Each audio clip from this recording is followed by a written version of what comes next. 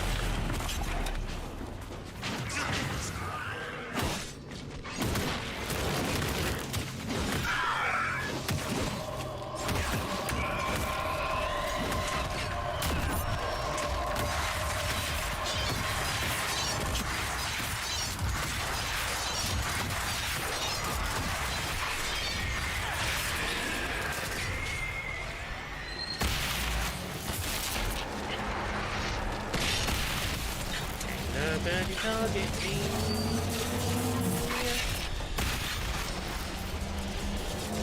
I don't you target me. There we go. Hey, Artisan. Hey, Terra. Hey, Yuzba. How's everyone doing today?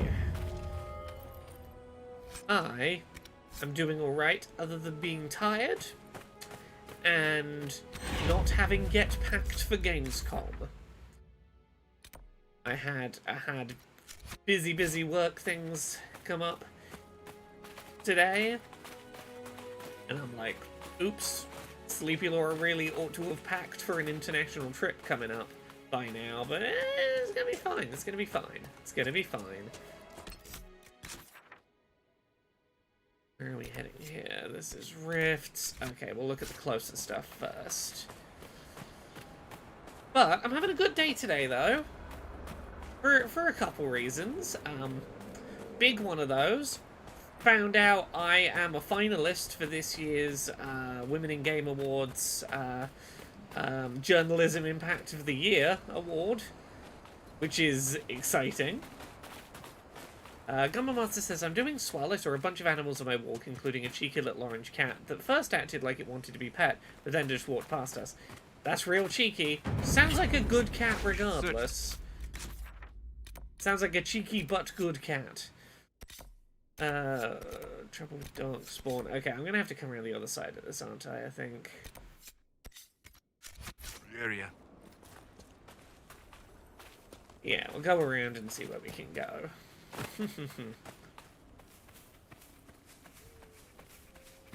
But yeah, it's very excited to have been nominated for that award. I got nominated for it once in the past, about 5 years ago, when I was an editor at a big site. But this is my first time being put forward for it as, like, me, creator making my niche little accessibility content. Not for anyone else's brand but mine. And it's one of, like, 4 finalists for an award. And I was like, oh, heck, that's me. Hey, Roll Spider says, howdy, everyone. Howdy, Laura. First stream of yours I've watched since the Olympics. Hope everyone had a good gaming life while I was cheering my judo and taekwondo heroes. I've been having a good time. Oh, did not realize I was exiting here.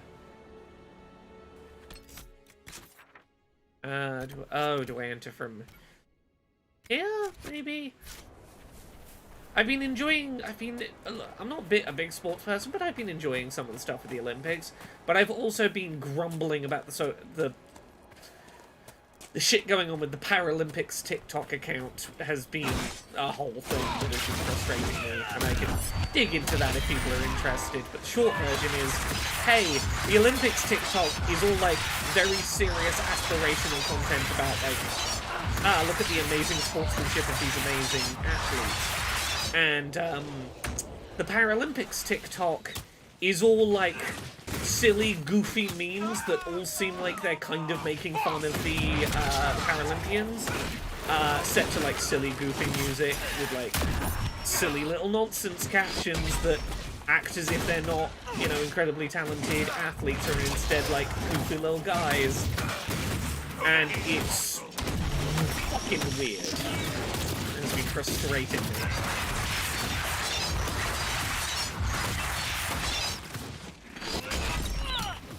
Smack him down, smack him down.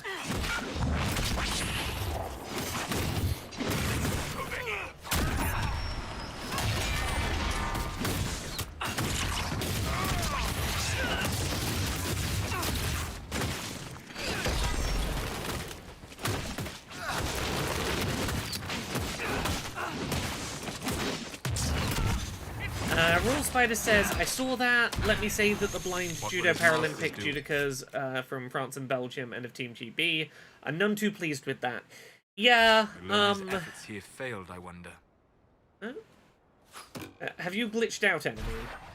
Are you meant to be dead, but you're somehow not? I think you have glitched. Chew. No, example I can think of off the top of my head of Paralympic TikTok account videos that I have seen recently included a Paralympic swimmer who is blind swimming to the end of the pool and slightly, this was in a practice race, slightly misjudging placement for the end and sort of, he slightly knocked his head on the end of the pool. It's like not an unreasonable thing that might happen. And it was set with, like, Benny Hill music, like, and then when they got to the end and hit their head, it was like, bonk! I'm like, that's not fucking respectful. That is a fucking world-class athlete that you've taken a moment and gone, ha ha ha, look at that, they didn't know the fucking end of the pool was there, whoa! And it's all been shit like that. It's all been shit that's, like, completely, like, disregarding the talent of these athletes while also going, ha ha ha, look at the... Oh, isn't it... Oh... Or a lot of them have the fucking... tone of... Oh, bless them, they're trying so hard. And it's fucking pissing me off. Anyway, there's my little soapbox rant about the Paralympics TikTok account. It's frustrating. I'm not going to be able to put this landmark here, am I? Because it still thinks I'm fighting that one enemy. Who's supposed to be dead, but is... Oh, no. When we beat this enemy, will it register? Let's find out. Hey, Rohamild.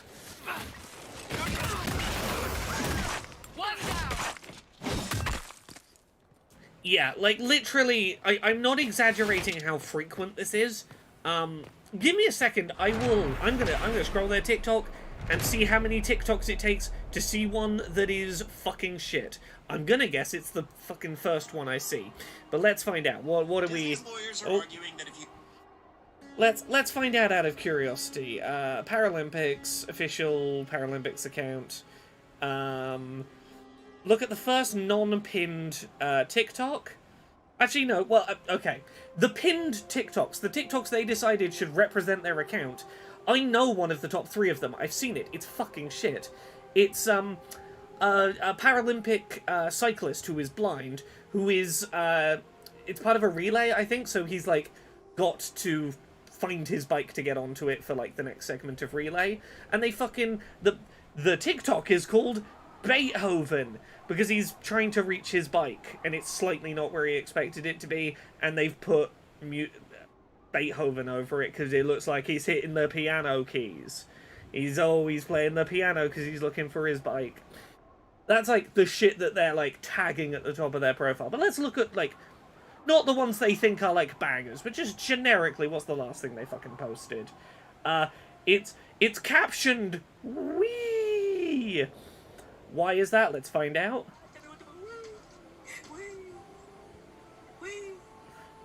Okay.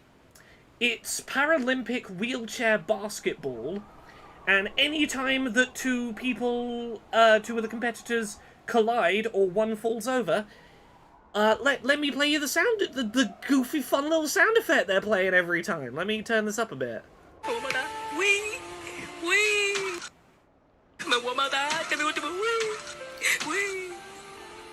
It's a montage of people having collisions in wheelchair basketball, and one of them falls over and we play a silly little wee sound effect. That's the first non-pinned TikTok on their fucking account. That is the most recent thing. That was 4 hours ago. That was literally 4 hours ago. This is me, like, making a point of the fact that, like, I'm not cherry-picking these.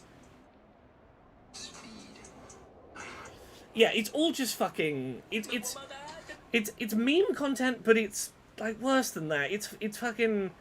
It is content that is very clearly outsider. It is not from people with disabilities going, this is what we as disabled people find funny. It really just fucking rings of non-disabled person going, ha ha ha, tune into the Paralympics, you might see someone fall over and have a laugh. Right? And I've done research. I was like, this can't be a real account. No, it is run by the IOC. The International Olympic Committee runs this account. And, like, here's the thing. I wouldn't hate it so much. Like, I would still think it was distasteful. I would still be against it. But I wouldn't hate it with quite the same fury, if not for the fact that the Olympic account, the non-Paralympic, the Olympic account, is not the same tone. It is so full of grand reverence for sport.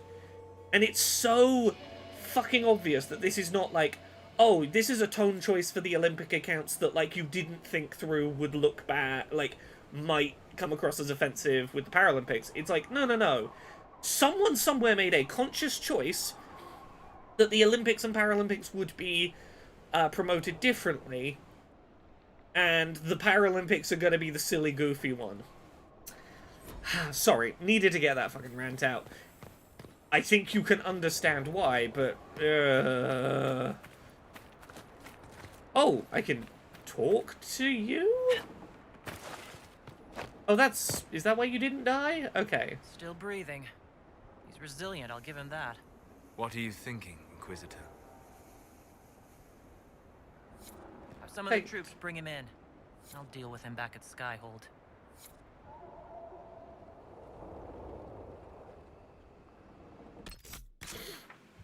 Right, where am I looking for? This is... Okay, I'm looking for an artifact somewhere in here.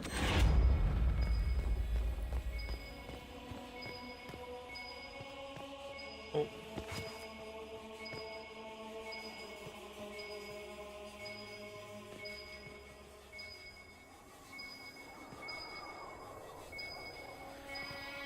Is it below me? That would explain a lot. Perhaps if I made an attempt. Yes, Solus, don't worry, I'm getting on it. I'm aware we need you and your little elf magic. I don't know what we need it for, if I'm honest. I thought it was gonna, like, open a door or something.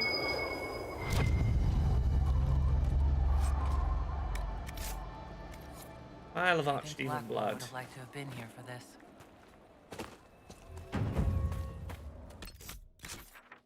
Okay, right, so what are we doing? Let's go for the rift. Let's go for the rift. I'll walk back here and then straight line to the rift. Chrono Joe says, never seen this far into Dragon Age Inquisition. Didn't make it past the hinterlands or whatever it's called. Welcome to everyone's experience with Dragon Age Inquisition. You're not alone. That was my first, I'm going to say 4 or 5 times trying to play Dragon Age Inquisition, was never getting past the hinterlands. If you want to play this game, I have one piece of advice for you, and it's the best piece of advice I can give anyone playing this game. Leave the hinterlands as quickly as possible. Don't fucking worry about doing everything in the hinterlands. Get the fuck out of the hinterlands. I think if you pause, and you see in the top left, power, I have 83 right now, I believe you only have to earn, like, 2, maybe 3 power to unlock the next location and just skip the hinterlands forever. Like, literally, do a couple of quests in the hinterlands, and then just go back to Haven, and go to the war table and pick another place to go. As soon as you get out of the idea of I have to do everything in the hinterlands, this game opens up and gets great. But much like many BioWare games, you have intros where I frequently fail to get into the game properly. Quote, see also me with Mass Effect 1, playing it like 4 or 5 times before getting far enough to become a Spectre, and then it becoming my favourite series ever. This game has a real issue with not properly signposting first-time players as to how much of the Hinterlands content they actually need to do, and when it's okay to leave. Joe says, I'm optimistic about the new one, they're not sure about some of the stuff I heard about it. I'd be curious to hear. What stuff has got you excited, what stuff has got you not so excited? Gumba Master says, Mass Effect, the game that got me into Homestuck.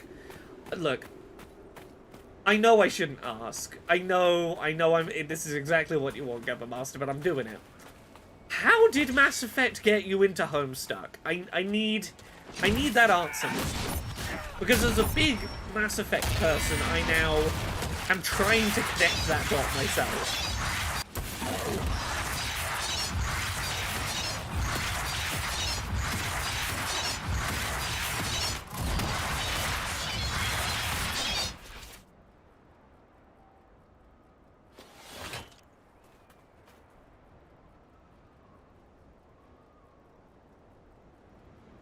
One sec.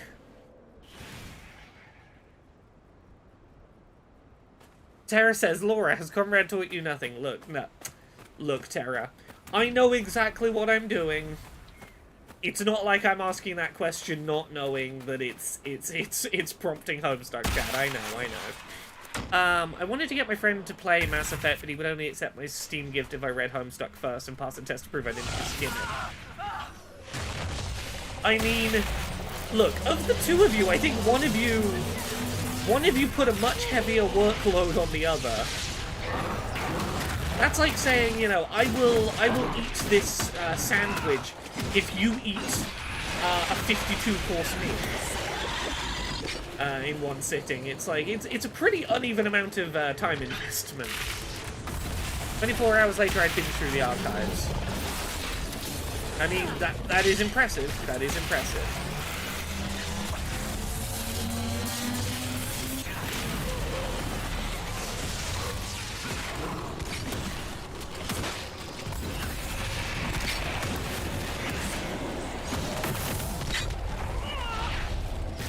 So, Chronojo says, to what you're saying about the gameplay, didn't look very thoughtful, and less of the strategy elements. Here's what I'll say. You say in there, I'm always up for a good story from BioWare. I love Dragon Age 1 and Mass Effect 1 to 3. I think that early gameplay preview was probably not the best representation of what I imagine the combat in Inquisition is going to be. If you're someone that liked Mass Effect 1 to 3, and enjoyed, like, the amount of party member management in that, or at least were okay with it, it really feels like Dragon Age Veilguard is 100% taking its lead from, like, Mass Effect 3 in terms of 2 party members. You can slow down time in the paused menu to select, like, you know how in Mass Effect you'd be like, oh, I'm playing as Shepard, but I can use Liara's,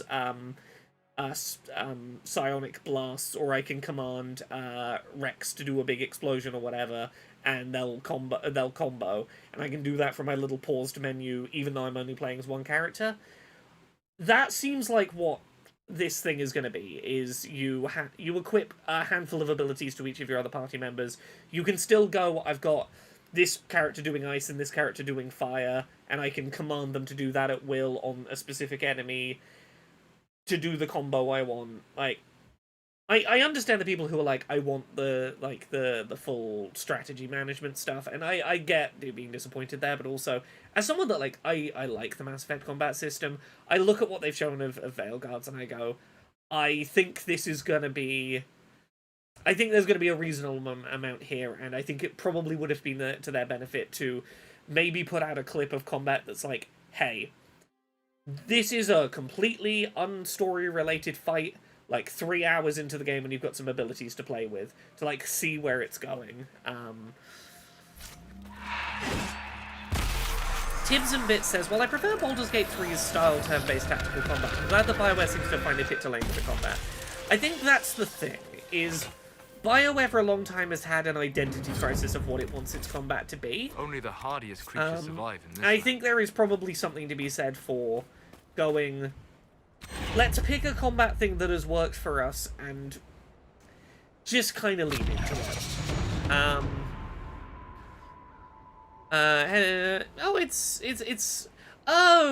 It's Joseph from Brighton Splash Damage. Hope you enjoy Alien Romulus. I'm going to go see it tomorrow. I hope you have a good time. I've heard positive things about it.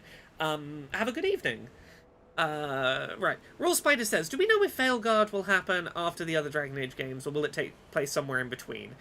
My understanding is it takes place almost exactly 10 years after the ending of Inquisition. I'm asking because that new artistic direction they have on it, Varric looks insanely younger in it, so I'm unclear on the timeline of the upcoming new one. Yeah, it's 10 years after Inquisition, and I say that because the DLC at the end of Inquisition directly leads to the beginning of what the beginning of Veilguard seems like it will be.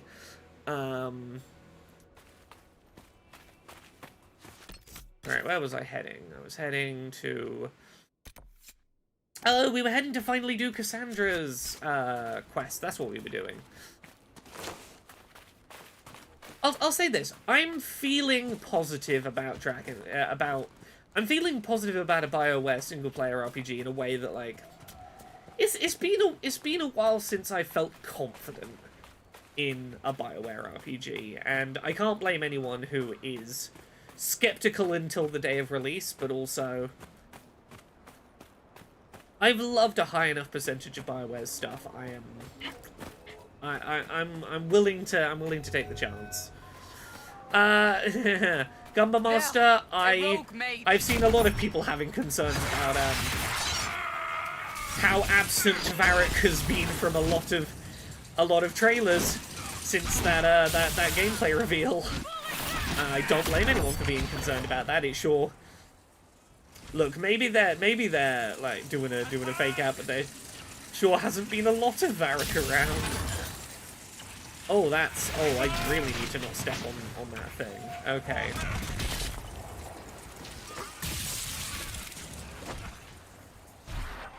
Yeah, BioWare needs a win. I think that much is undeniable. BioWare needs, like, an uncritical success. They need just most people can agree they got kind of a win. And I think they know that. Like, everything I am seeing says we understand a lot of goodwill and a lot of faith in our abilities has gone away over a couple of games, and if we're gonna keep making these big budget things, we're gonna need to prove we've still got the source. Thank you for bringing us here. Tara says I don't think they have the guts to kill Varric. I don't know if they're gonna kill Varric. I think it's entirely possible Varric gets stuck the other side of the Fade for like the whole game. Like, Varric is really close to that ritual that Solus is doing in the gameplay reveal. Maybe Varric ends up trapped in there and, like, you know, you're gonna go save him later or something. Maybe he's, like, mortally injured and can't, like, go on the adventure, but you can go visit him. Like, I'm not saying he's gonna die. I'm gonna say the fact that Bianca gets destroyed, to me, says he's not going to be playing a combat role in the game. That's all I'm speculating. Is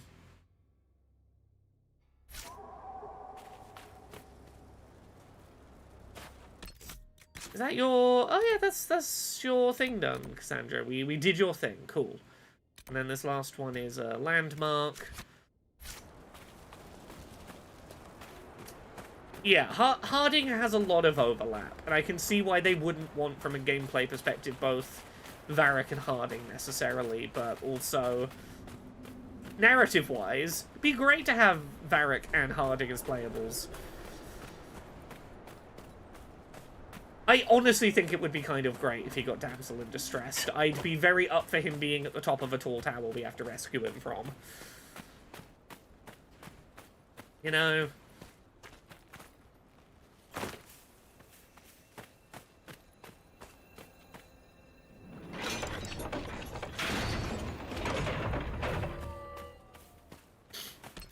Cool. This area, done.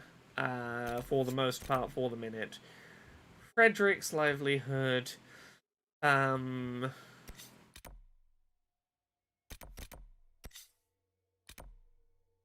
can grab Frederick's supplies, why not? You know, I'm in no rush. I'm enjoying playing this, and we at least know, we know we're release date for Valgard now.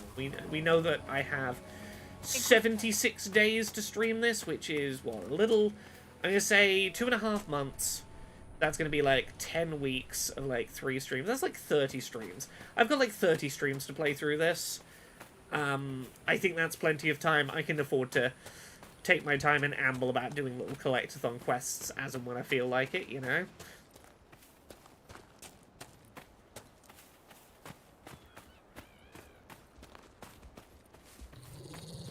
Oh, no. Not interested in picking a fight with you, Mr. Wolf.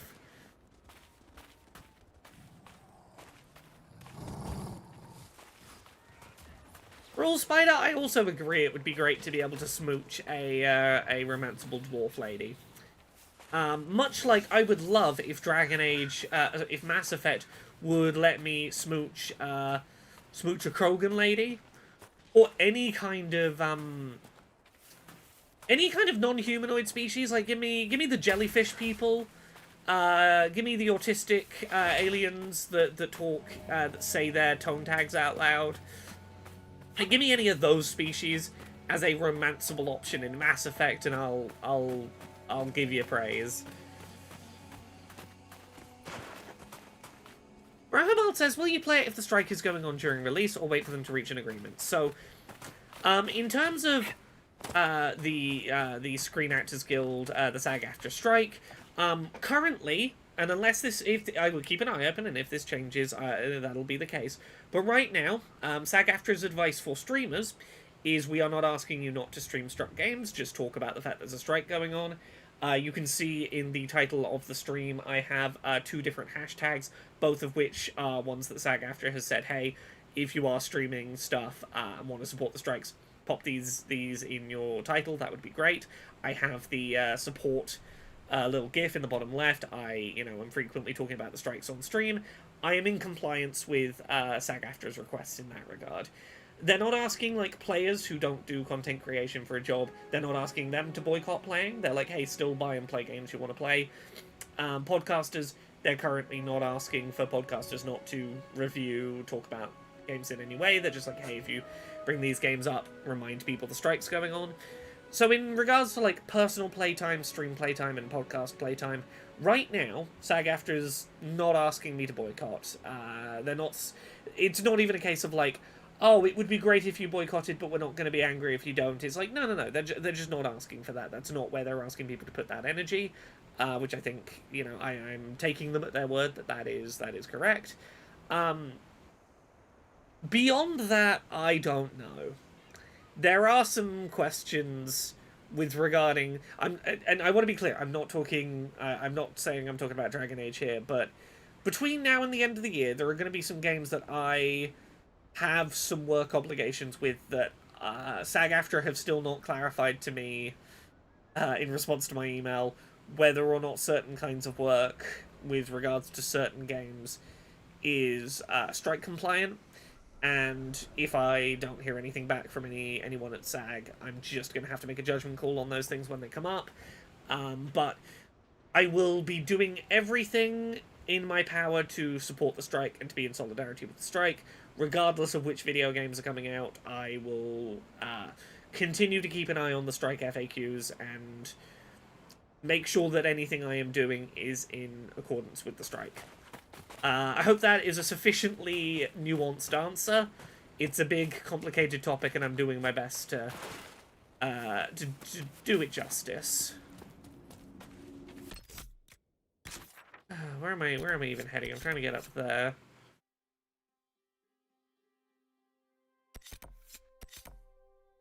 Be the Forgotten Mine. I see.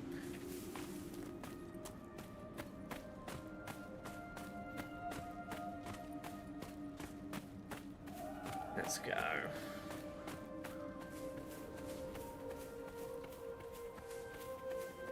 Yeah, I think I can say this much. There are some games I don't know how I'm gonna approach this year. Like, I think it's... I can acknowledge that, like, the Life is Strange series means a lot to me, and no one who works on that series is asking them directly to be boycotted. But also, I have complicated feelings about that IGN article about the Nazis that infiltrated Deck 9, and, you know, I don't know what approach I will take with that game when it comes out. I'm doing my best on a game-by-game basis to work out what I'm going to end up doing, because I want to be respectful, but so many games I love are connected to so many bad industry practices that I can't do much about. Though, that being said, games that I can uncritically talk about right now, or largely so, Echoes of Wisdom is coming out in September, but also The Plucky Squire's coming out on September 17th. So happy to finally have a date for that. I am so excited for The Plucky Squire. The release date trailer, super fun. Yeah, right now my plan is that I will be doing a full on-stream playthrough of Veilguard when it comes out. It will likely not be my first playthrough. As much as I would love to go through a, like, big choice-based RPG, like a BioWare RPG, on stream for the first time over the course of many weeks, you know, I do not trust chat to not spoil me, and, like, at the very least, what I imagine I will do is I will sprint through Veilguard in my own time. Like, I will stream Veilguard when it comes out, but, like, you know, I'll stream the first 2 hours, and then go play 10 hours off stream, stream another 2 hours, go play another 10 hours off stream. I will be, in my personal time, getting ahead of myself. If for no other reason than to avoid being spoiled on stream. A new BioWare RPG is just not something I'm willing to risk being spoiled on. Like, I don't want the level of frustration and upset and anger that would come from this particular series being ruined for me.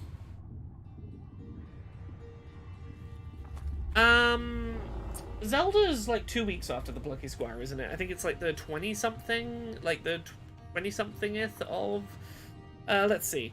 Echoes of Wisdom release date. 26th of September, yeah, so it's like, yeah, it's basically 2 weeks after the Plucky Squire. And also, I don't think it's, like, it's a small little indie game. You'll probably have it played within 2 weeks before Zelda comes out. But also, I think its release timing's pretty smart. Because let's say you're a PlayStation or an Xbox or a PC person who sees this new top-down Zelda come out that everyone's talking about, and you're kind of craving that kind of game, but you can't play Zelda because you don't have Zelda. Oh, what's this new release? The Plucky Squire that looks kind of similar that's out right now. Like, that feels beneficial.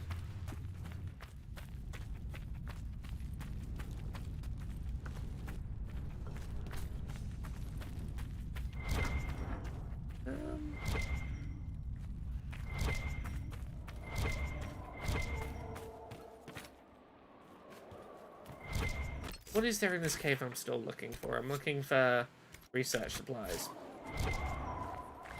I gotta be clicking this, don't I?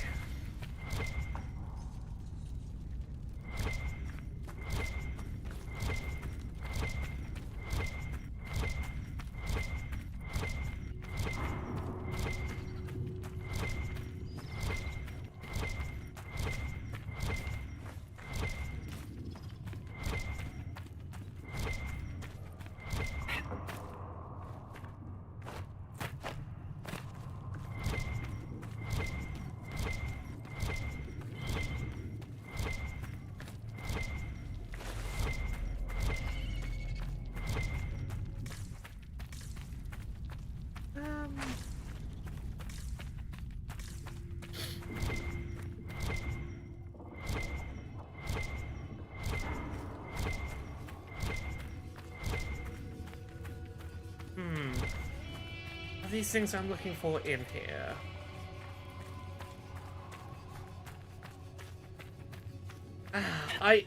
Rahamald, I'm vaguely aware that a situation has gone on with Second Wind. Someone left and there are, or two people left and there's allegations going back and forth about who was in the wrong, who's done what. I haven't had the time to dive properly into it. I definitely don't know enough to have an opinion on it. My honest take is I'm too busy getting ready for Gamescom to have the time to dig into the inter-employee drama of a series of channels I don't really follow.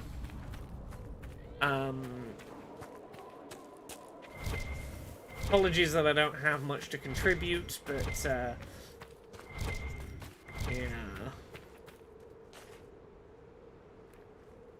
How big is this area I'm searching? I could be fucking anywhere in here, huh?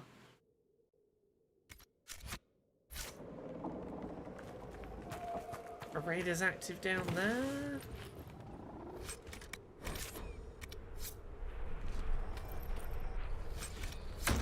Yes, I'm currently in the midst of Gamescom is the only thing I have brain space for right now.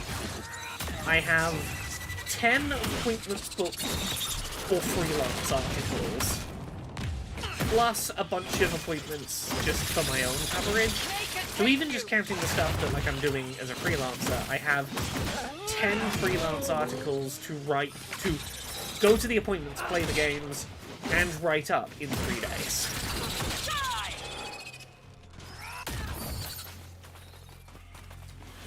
Look, Rule Spider, I cannot comment on whether I think Gamescom opening night live is going to be not much of anything or an absolute banger. I may know some of what's coming and therefore can't have an opinion on what's coming because I know some of what's coming. I may have already booked appointments to see some of the things that you don't know are coming. Ooh. Mysterious.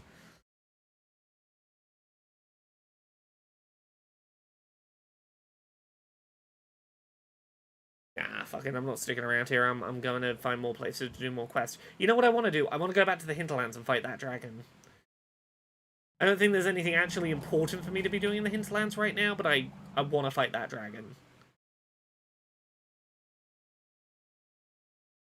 Yes, the continued rounds of Laura's game secrets. I'll say this: there's two things I can talk about that I'm seeing at Gamescom because they're not secret that I'm seeing them. I'm finally getting to try out the BioWave Proteus controller, the accessibility controller made of a bunch of interlocking cubes. Looking forward to that. And I'm going to be checking out Date Everything, which is the dating sim that Steph wrote dialogue for. Steph did writing for that game, and I'm going to go play that game. And I need Steph to give me a list, like, secretly of what characters they wrote for, so I know what stuff to start pursuing dating with in the demo.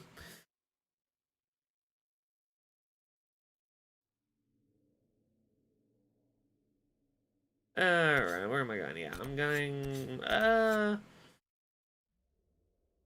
Circle Tome in the Hinterlands. Of the Giselle, Dorian's father, maybe it was Drea.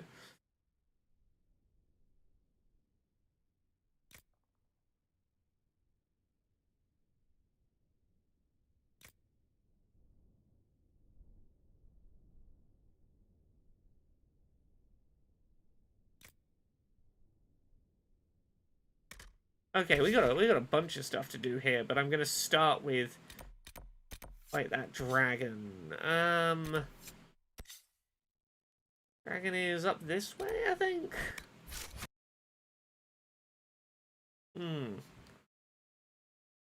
Raw Spider was saying, I was just commenting on the fact that this year felt like all shots were fired before Gamescom comes around.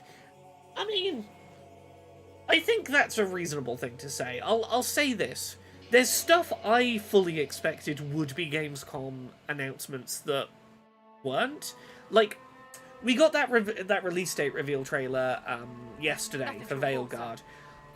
When they said that like Veilguard's release date was going to get announced in August, I fully expected opening night live Gamescom announcement. Fully expected that Veilguard would have its release date announcement like a week from now.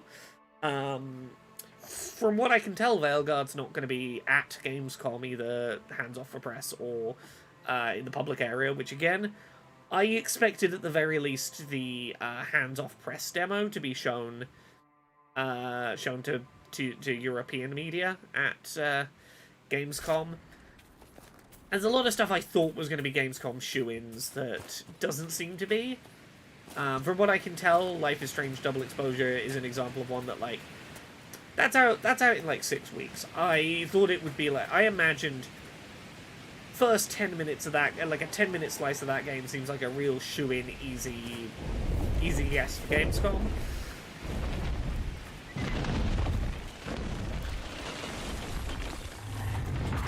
There are certain things where I'm like, I'm surprised they didn't just save that. Or that's coming up kind of close. Gamescom feels like the place it would have shown up. I'm surprised it didn't.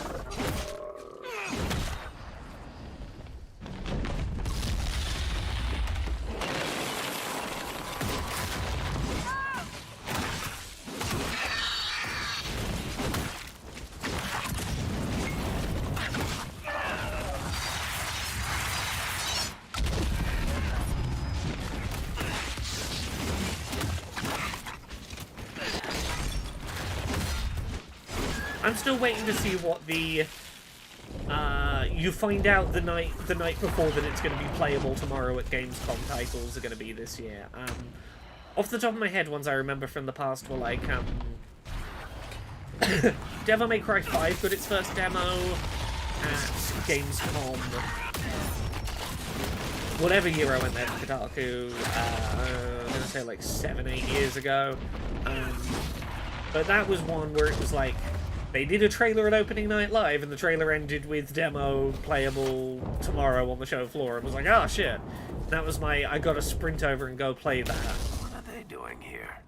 There's always a, what's that one thing I've got to go sprint over to before everyone else during my, like, 1 hour of press sprint over to demos time. Welcome, Nitro Batchers. Hope you're doing well today. Thank you very much for the raid. Alright. Hey, Johnny Desu, how you doing over in the YouTube chat?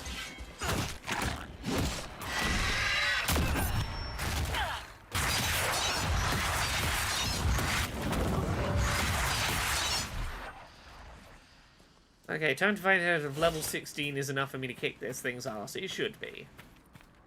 I would expect it would be. In theory, this dragon's only level 12, but it's a sturdy level 12.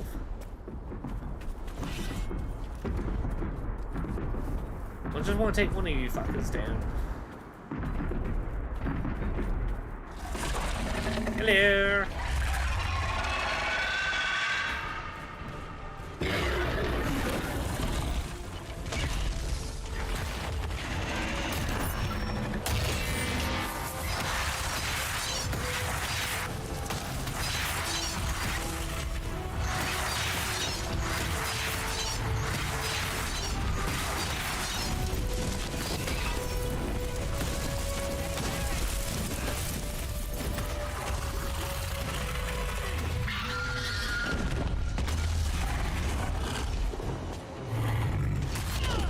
you're taking an amount of damage, that's a start.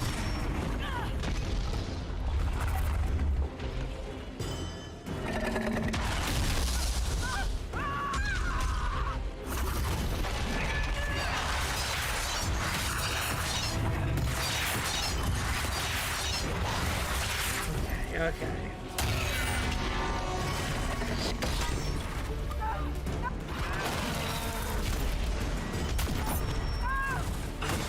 Everyone's still alive. I'm gonna summon in the other little mini dragons in a minute. That's where things are gonna get interesting.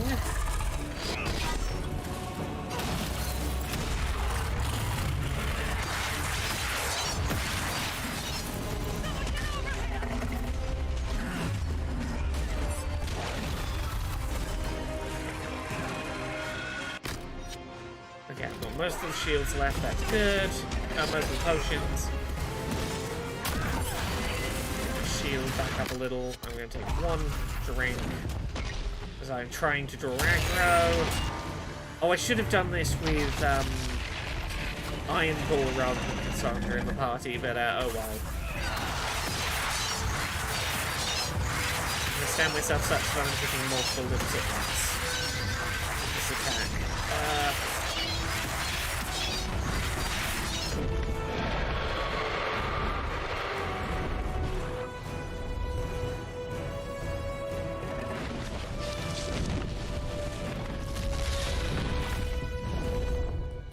Going over for another swoop.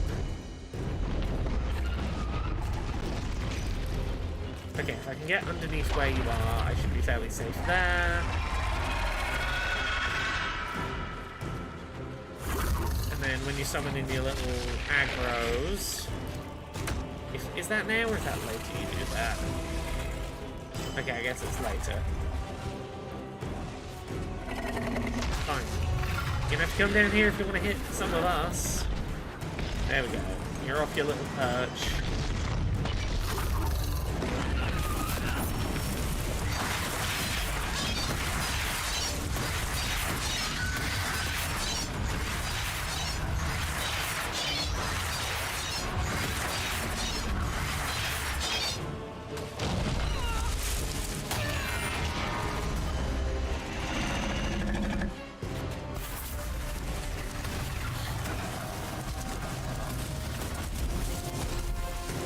Slowly chipping away. Not had anyone down yet. Get up my shield.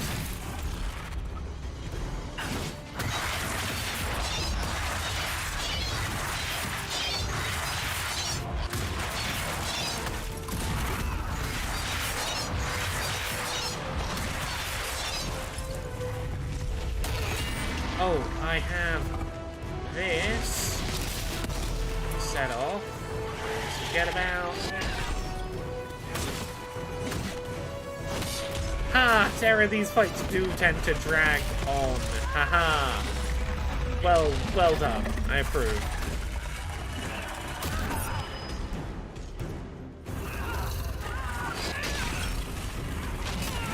Oh, get out the fire.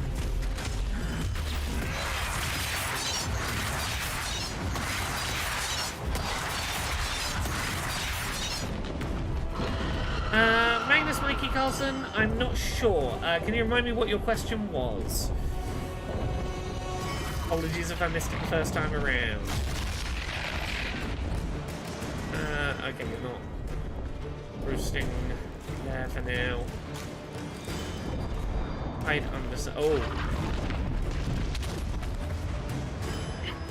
Okay, you are roosting.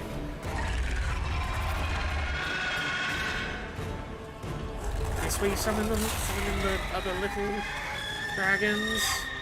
I think it is. That's what the shout is, yeah, is you summoning in this lot. Oh, they're not gonna come over here and fight nicely. Okay, they're kinda weak. We can deal with them.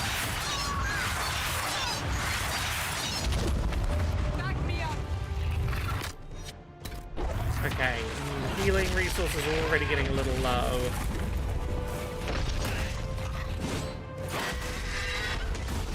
Okay. This isn't ideal, but we are gonna have to just go for it.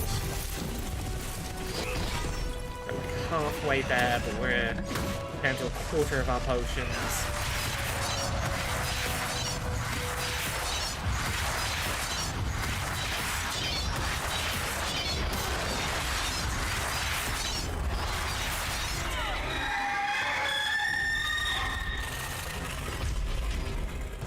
More little additional summons coming in. Please tell me it's not. Oh, who's down? Yes, this is the point where I always start struggling with this fight, is when all the little ads start coming in.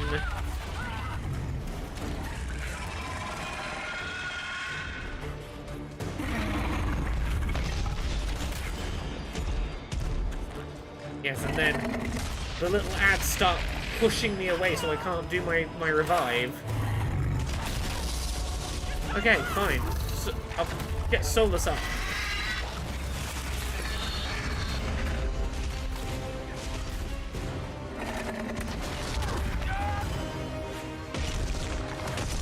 I'm literally just on pick everyone up off the ground duty, but even that can't do because you stood on top of my friend.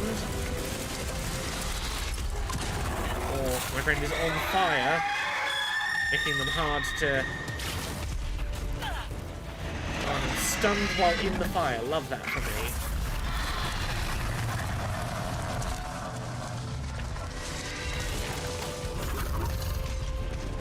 Yeah, even at level 60, not ready. Yeah. But wanted to give it a go. Probably might well have been able to do it if I'd had Iron Bull with me, but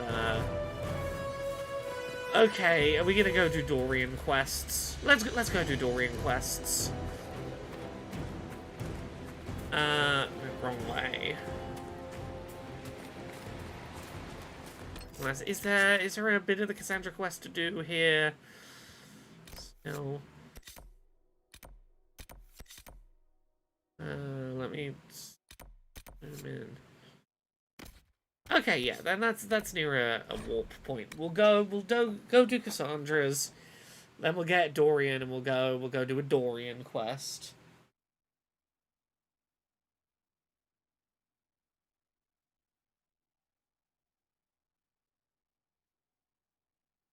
Magnus Mikey Carlson, you are watching live. I am just bad at keeping on top of messages. Let me scroll back, see if I can see your old message, your previous message. Sorry. How do you think Star Wars Outlast will be when it comes to accessibility? It's Ubisoft, so it should be okay. I've read something about it, but nothing official. I would recommend, there's a really good accessibility preview I would recommend reading. It's on Game Accessibility Nexus. Let me double check. I have a really good in-depth accessibility preview I can send you. It sounds really promising from an accessibility standpoint. Cinematic audio descriptions, really good implementation of accessibility presets, high contrast mode implementation. A lot of really good granular stuff. Star Wars Outlaws accessibility. Let me find. I think it was Game Accessibility Nexus.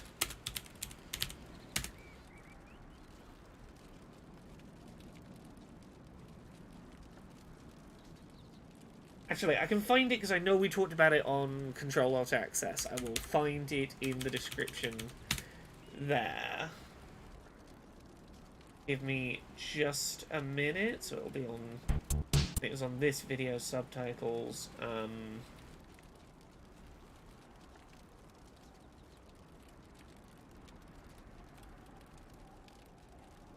List is that Antonio has made this. Okay, yeah. So, Outlaws.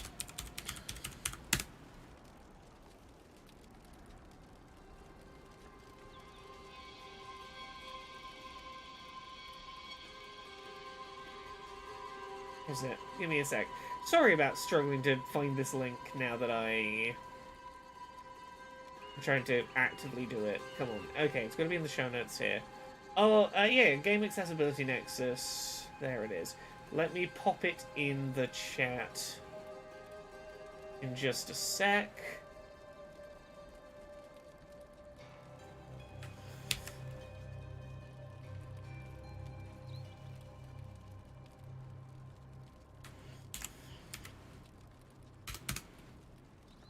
There you go. Hopefully that link helps.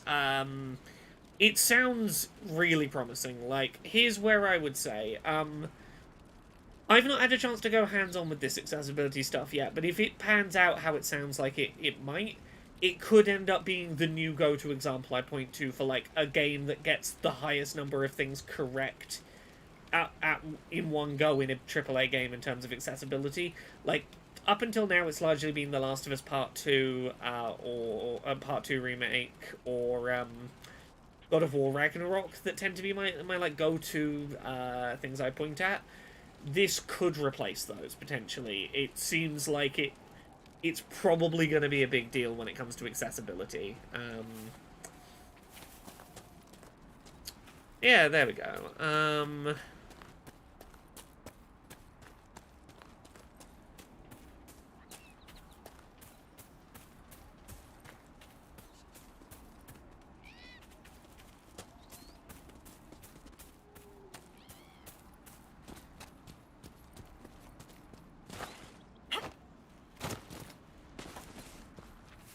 Okay, who are gonna... Rogue Templar.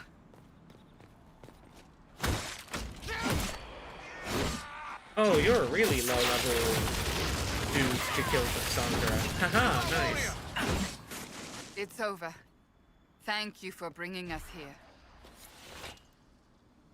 All good, Cassandra. All good.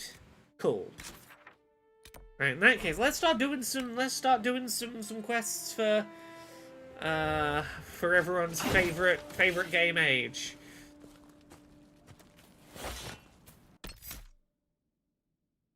Okay, so we're gonna go Dorian, Barrack, and Iron Bull. I think we rotate Solus out for now. Inquisitor. Yeah.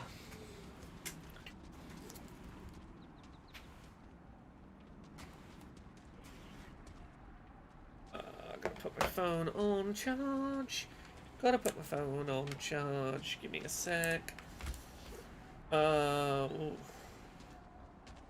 Cause some chaos, but it's gonna be fine. You'll never know there was chaos. It's all good.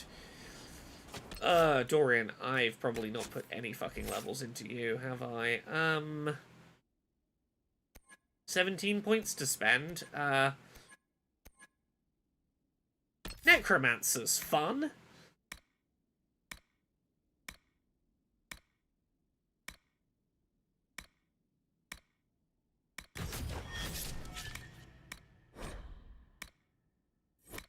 Well, yeah, unlock these abilities. Oh, spoil sports.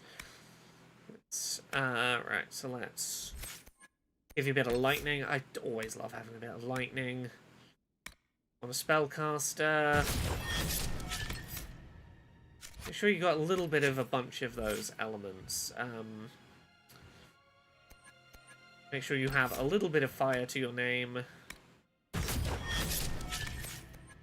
little bit of ice. Make you a real jack of all trades here.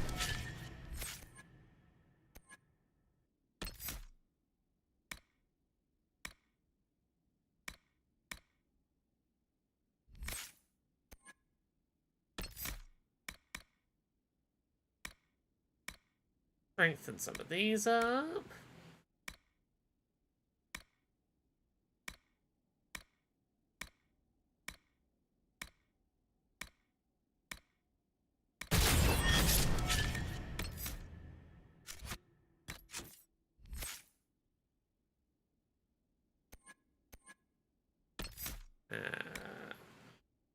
Upgrade some of your fire abilities and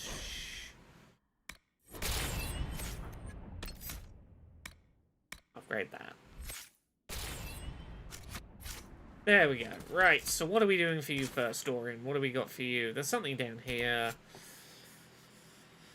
Dorian wants some Venatori mages dead. Okay, that's a nice, like, not too plot-heavy one. We can just go do some murders. I think the other quest is going to be a bit more cutscene heavy if we go do that.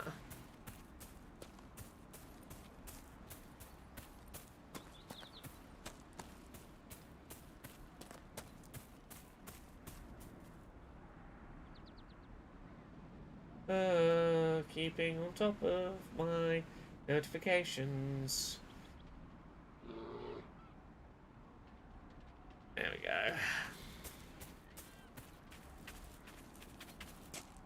Oh, I got to do some new accessibility consulting work today that wasn't to do with video games. I got to branch out. I did some web accessibility consulting today, or this last like 2 or 3 days. Specifically, web-based job applications and checking their accessibility over the course of many hours. It was a nice challenge to put my accessibility knowledge to work on a different kind of accessibility challenge.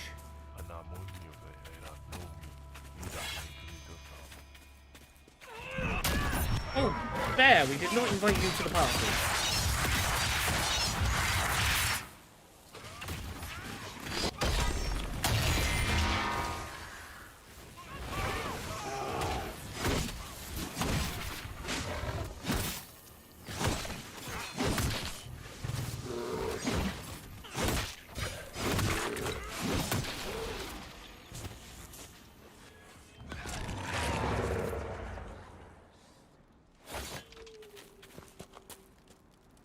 Okay. Are there more of them to kill out here? There's one there.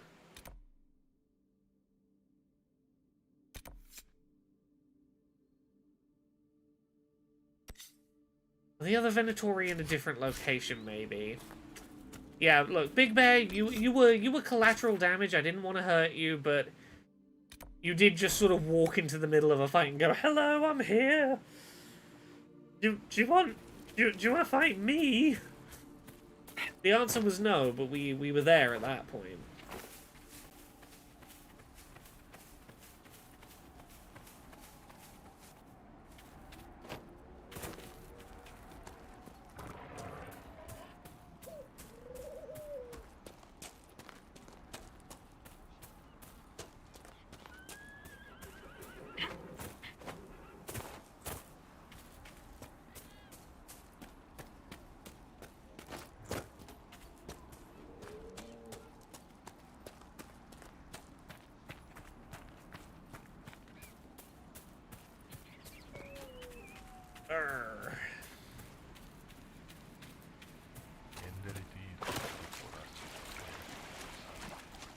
Hello, other people we're here to murder.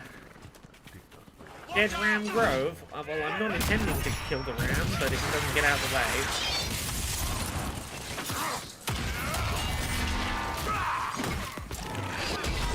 I hate these fucking little ice traps on the ground.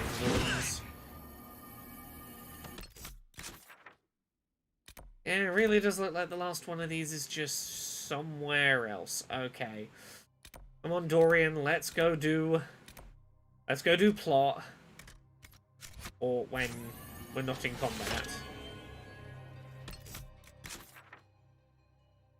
Let's go do your plot one.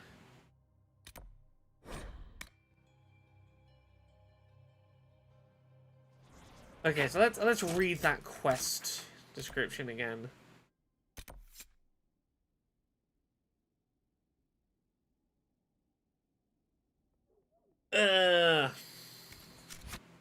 Perhaps we should search about a bit. Dorian, I might regret this, but I am just going to take you directly to the tavern, and we're going to hash it out there. You're probably not going to like me for this, but we're going to do it. Grandma, you heard about Haven. It's destroyed, completely gone. Okay. Okay, here we go. Don't be too pissed off at me, Dorian.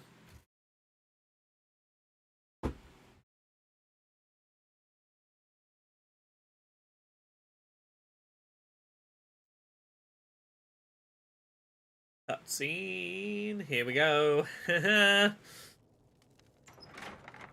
Dorian.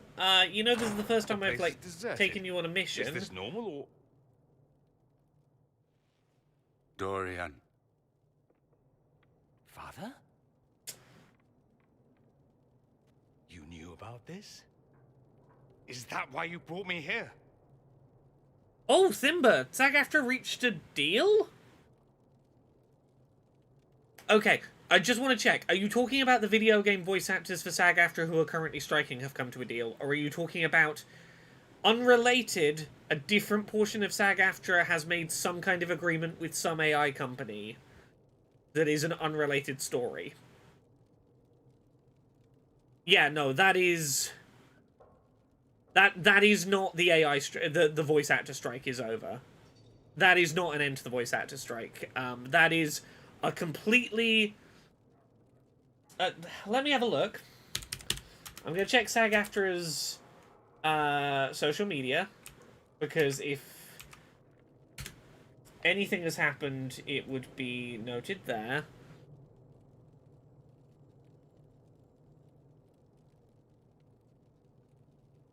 Nope, as of an hour ago, they're still on strike, having a Q&A about the strike.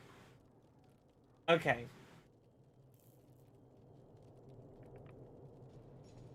So, here, yeah, so,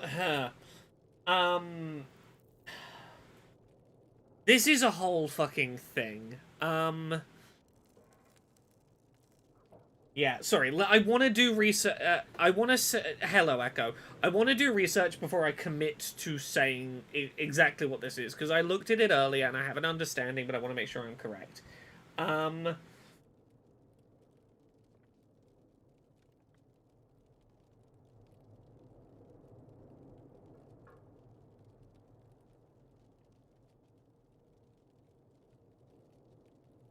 Yeah, so here is my understanding, and bear in mind, I am going off of some understanding. I've not seen any members of SAG directly, like, talk about this in a personal way, but my understanding is a company that is doing AI voice cloning, and was gonna be doing it regardless of what SAG-AFTRA did, basically came to SAG-AFTRA and were like, look, you're not going to stop us doing AI voice cloning. That's a thing we're going to do, whether we do it SAG or not. Do you want us to come to the table and find a way, like, come to an agreement on what we could do to be as in line with what SAG would like as possible? We will try and accommodate SAG, but, like, we're going to clone people's voices for AI. We're just going to try and do it in a way that is as much not stepping on your toes as possible, and the two of them came to an agreement. This is not SAG-AFTRA says it's okay for this company to clone people's voices, and it is separate from the Voice Actors Union, who are like, no, we would like all people who work with SAG to have to agree to certain things about how voices are used. This is not an end to the strike. This is one AI company said, we're gonna do voice cloning no matter what. Do you want to at least meet with us and, like, come to an agreement on some terms that would make us less shitty to you than otherwise? We will somewhat negotiate with you to not be the worst AI voice company out there, while your workers continue to go, yeah, but really we'd rather not have the industry engage with this at all, and that's what we're striking for. So the strike is not over. Very much still ongoing.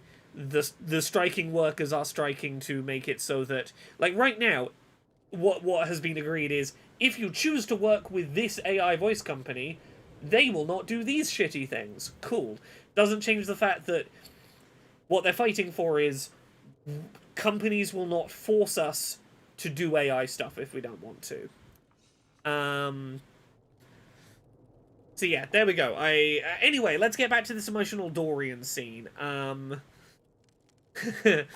Oh, you knew my father would be here? Is that why you brought me here?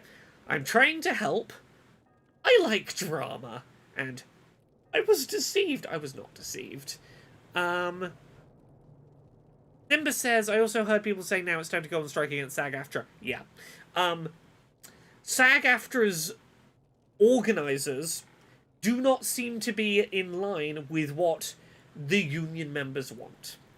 We saw this with the Screen Actors strike securing AI protections but not including voice actors. We saw this when last year SAG made an agreement with AI voice people without consulting voice actors.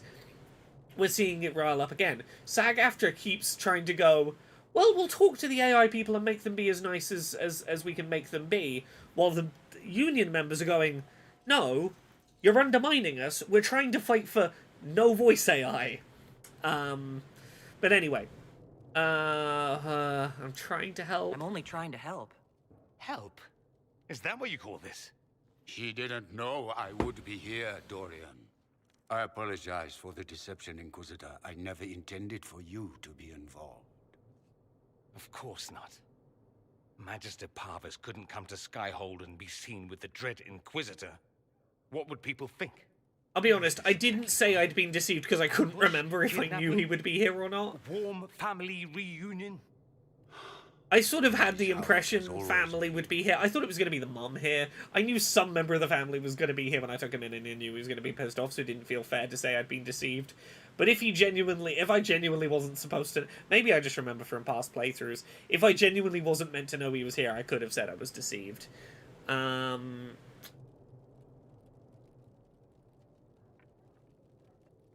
Let's go.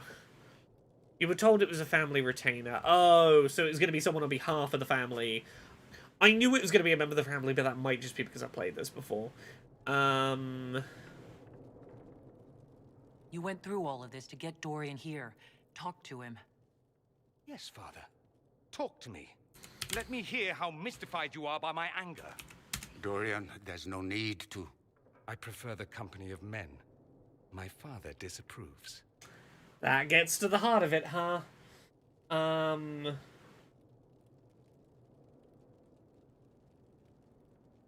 Yes, I was double and triple checking. There's been no updates to the state of the strike. Cool. Okay, I can get back to focusing on game.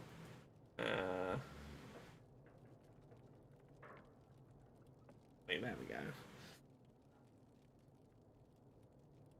I'll need you to explain that. Did I stutter? Men and the company thereof as in sex. Surely you've heard of it.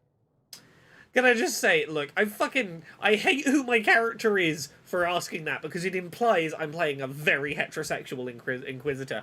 But I just fucking love the obliviousness of the company of other men. I'm going to need you to explain what that means. I've never considered a homosexual. This is not exactly news, Dorian. And why should it be? Why should anyone care? I have no idea. This display is uncalled for. You're uncalled for, It is Dad. called for. You called for it by luring me here. This is not what I wanted. I'm Bit never late what for you that, wanted, Father. Dad. Or had you forgotten? Look, as someone with parental issues around a male parent that didn't react great to me coming out, oh, Dorian, I have a lot of empathy for you, friend. Give your father a chance. No, your father can go fuck himself. That's a big concern in Tevinter, then? Only if you're trying to live up to an impossible standard. Every Tevinter family is intermarrying to distill the perfect mage, perfect body, perfect mind, the perfect leader. It means every perceived flaw, every aberration is deviant and shameful. It must be hidden. Hey, Veilguard, are you ready for me to bring my party of entirely pansexual characters in Veilguard to Tevinter? Are you ready for me to go to Tevinter with my my trans player character, my squad of entirely, everyone has at least a bit of same-sex attraction going on. We're gonna have pronouns. I bet you they'll, like, you know, I might play a character with some they-them going on. What you gonna do, Tevinter? I'm gonna roll up with the pansexual squad. Then walk away, Dorian. You already did that once, didn't you? Yet here I am once again. No thanks to you. Dorian, please. If you'll only listen to Sorry, Dorian. Why? So you can spout more convenient lies? He taught me to hate blood magic. The resort of the weak mind. Those are his words. But what was the first thing you did when your precious heir refused to play pretend for the rest of his life? You tried to change me. I only wanted what was best for you. Yeah. I wanted the best for you. For your fucking legacy. Anything for that. Yeah, this is one of the more serious plot lines in Inquisition. And I must say, I think on the whole they do a good job of handling this heavy fucking topic. Hey, I came out to Dad as gay and he tried to fucking magic conversion therapy me, and understandably I don't really want to hear him out after that. Yeah, I'm not gonna shame him into, you didn't let him speak. Don't leave it like this, not gonna put that on him. I'm just gonna say, let's get you out of here. He ambushed you and he makes you feel like shit. I'm not gonna force you to be here. Left. I agree.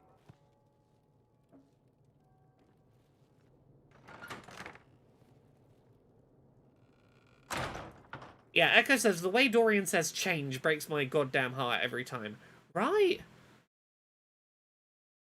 Look. I'm never gonna force Dorian to stay and have that conversation. I am a big believer that you have every fucking right to just fucking leave and walk off.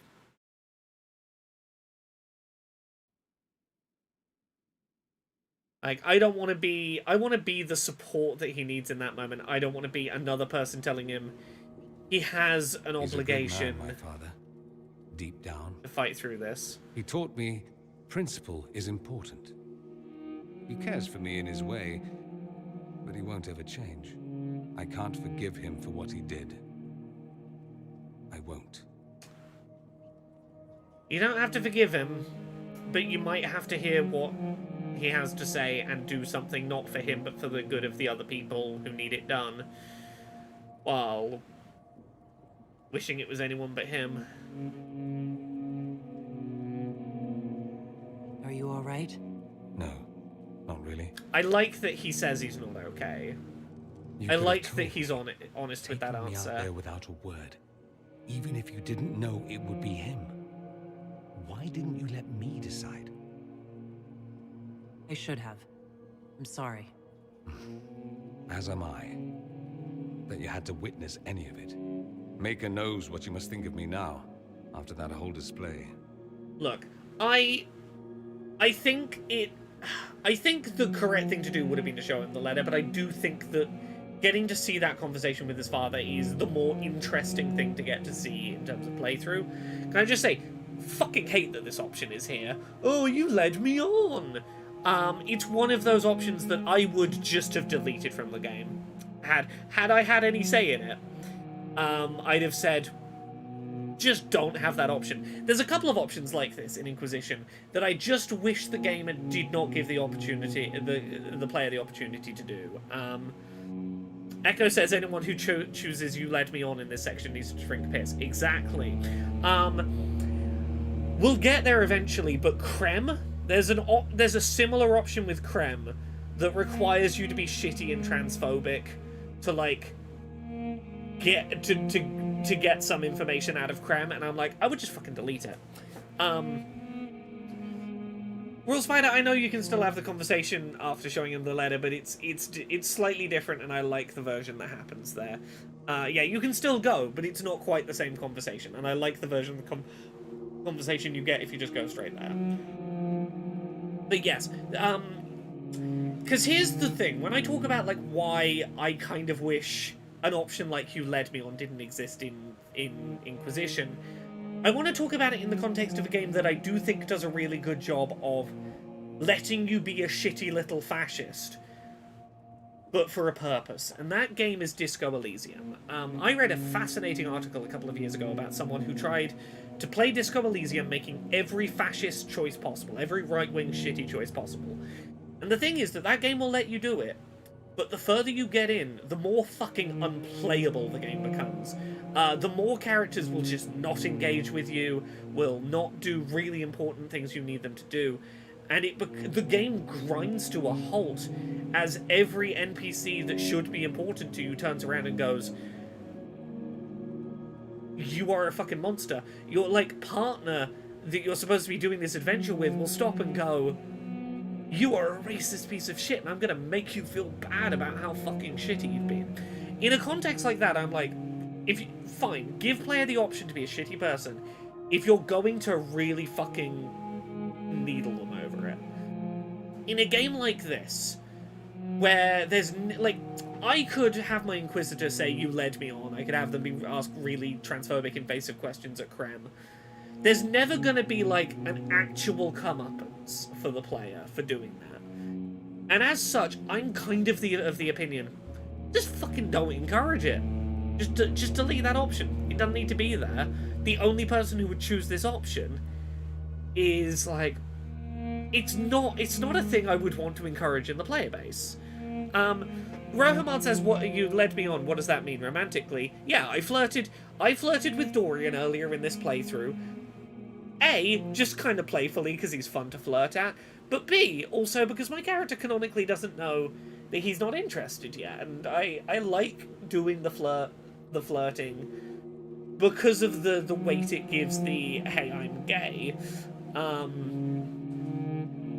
But yeah, this is one of those choices where I'm like, I don't think the game is made better by allowing the player the chance to go, you didn't disclose your gayness, and that means you led me on, and I'm you know how you just had a fight with your dad about how he made you feel bad about being gay?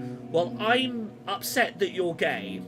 Like, what? Like, why does this option even exist? I think you're very brave. Brave? I don't think it adds anything to the game. Tradition and walk your own path. At any rate, time to drink myself into a stupor. It's been that sort of I day. don't like the thought of a player who... I don't like the thought of someone still getting to be the hero of the story who chose that option. If you chose that option, I think Dorian should just spark you out and leave the Inquisition. Agreed. That's what I mean. Like, when I say this, I mean, if you're gonna keep that option in, have it be like, no, you said something really fucking offensive and you just lost a character permanently. If you're gonna do that, I'm okay with you leaving in an offensive comment, because it emphasizes the fucking seriousness of what you've done. If it's gonna be like, you say it and they're a bit upset and a point goes down ever so slightly and you keep the conversation going, I'm like, you don't understand the gravitas of what you've just done. And I am a big believer in, don't have a choice like that in a game like this, unless you're gonna really make the fact they chose to say it mean something. Rule Spider says, so you're just like me, Laurie. You'd rather have the game immensely push back against if these options are available, like in the Divinity games and Disco Elysium. Yes. If you're going to have those options, have them there because you have something to say. Because you're going to do something with that. Don't just have it be a thing that happens in a conversation and then like ultimately doesn't mean that much. No, it's a serious fucking thing to do. And like, you're probably going to have a bunch of like past saves. You can go back and reload a save. If you piss off Dorian so much that he just fucking leaves the game, you're going to go, I need to reload that save and I need to consider why the fuck I thought that was appropriate to ask. Neko JD, thank you very much for the Prime sub. Take my Prime you, based lady. Thank you very much for sneaking into Jeff Bezos' home and going, look, there's a mage over there having a go at their son for being gay. And Bezos, who's, you know, always up for watching the squabbles of people with less money than him, went over to have a look, and you stole some pennies and slid them over the table to me. Thank you for that. You no credit. You'd be surprised at the credit my tongue gets me, Your Reverence. Ooh, well.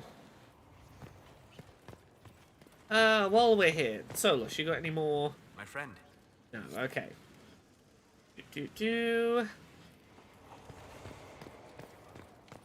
Let's very quickly see if we have anything to do at the throne of choices. Oh, we do. We do. We have things to decide at the choice throne. Before you is Service of the Minrathous Circle of Magi. You met him and his Venatori in the Western Approach. He admits to working for Corypheus, raising monsters, and using magic for conquest. Oh, this fucker. He also used his connections to smuggle magical artifacts out of the Approach, without his master's consent. Oh, Neko JD, that's so lovely to hear. Thank you so much. That's really, really lovely to know. Well, Spider says, it's the thing I didn't like about the gay hunter quest at the beginning of The Witcher 3. You only have 2 options, but they boil down to have Geralt be awkwardly supportive but not knowing what to say really, or 2, not having anything to say at all. Yeah, no. Like, recognize you might have gay players who might want to be like, hey, I already know this stuff and I'm supportive. Like, go out of your way to have an option to be actively supportive. I hate in Baldur's Gate 3 you can find out Nocturne's dead name. It feels like something the game shouldn't have done. Let's talk about the big BioWare example of this that, like, I've had conversations with BioWare people about this. I wrote an article about it, someone at BioWare saw it, I had a conversation with someone at BioWare about it. I can't say that it, like, directly one-to-one led to it getting changed, but I know that someone at BioWare saw my article about it prior to it being changed, so I like to think I had some degree of impact on this getting fixed. Let's talk about Mass Effect Andromeda, and the short version, there's a character called Hanley Abrams, and her whole plot is, I got on this ship leaving the Milky Way and going to the Andromeda Galaxy, never to see any of my friends and family again, because I'm a trans woman, and I am fed up of people who, like, knew me pre-transition, who know my dead name, just using it, and not getting on board with my new name and pronouns and slipping up, and I just want to go somewhere where, like, I can't get dead named because no one knows my dead name, so, like, how are they going to do it? And I can just, like, not have everyone still see me as my old gender because they knew me before. I want to just be me, Hanley Abrams, woman who you don't know is trans and don't know the dead name of. Which is great, other than, in the original version, she tells you all of this in the very first conversation you have with her as a stranger, completely unprompted. You don't even have to ask. You just click to talk to a random person, and she tells you all this, before then telling you her dead name. The dead name she's escaping to the fucking Andromeda Galaxy so that no one can accidentally use, because no one will know it. She tells you her fucking dead name. Unprompted, not asked for, in your very first conversation with her. It's been patched since. Now, she no longer tells you her dead name, and she'll only, like, tell you her, like, backstory of being trans and moving to the other side of the galaxy. If you have several conversations with her over the course of the game and get to know her, she will eventually have this conversation with you minus the dead name. But yeah, that was Mass Effect Andromeda. Some problems with that. There's some problems with that. Look, I'll throw in here, what's the transmass character in, Lev, Last of Us Part 2, Lev. That game did not need to have a random NPC during a fight shout Lev's dead name at you. You never needed to know Lev's dead name.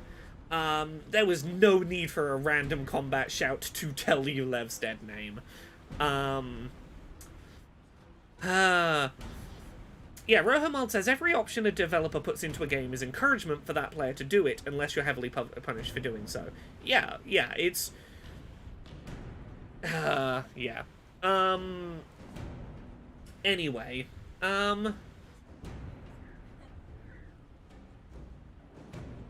You stole from Corypheus? I don't know whether that's stupidly brave or bravely stupid. I was hired by a third party. I've no loyalty to him. Might you find that useful, Your Worship? I'm sorry, are you attempting to bargain with us? Bargain? I plead. I throw myself on your mercy. I also have friends in Tevinter who owe me large debts. No, I see what you're doing, Leave sir. what happened in the approach behind us, Inquisitor, and I can put them all at your disposal.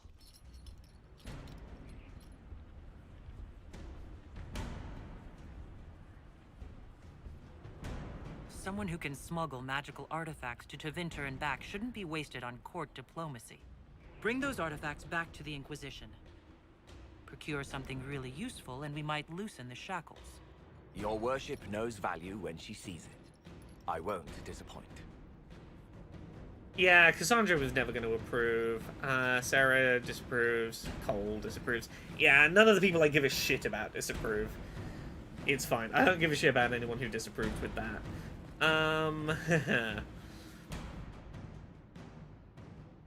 It's risky, but anything that gets me more agents, I'm honestly just going to take the gamble on.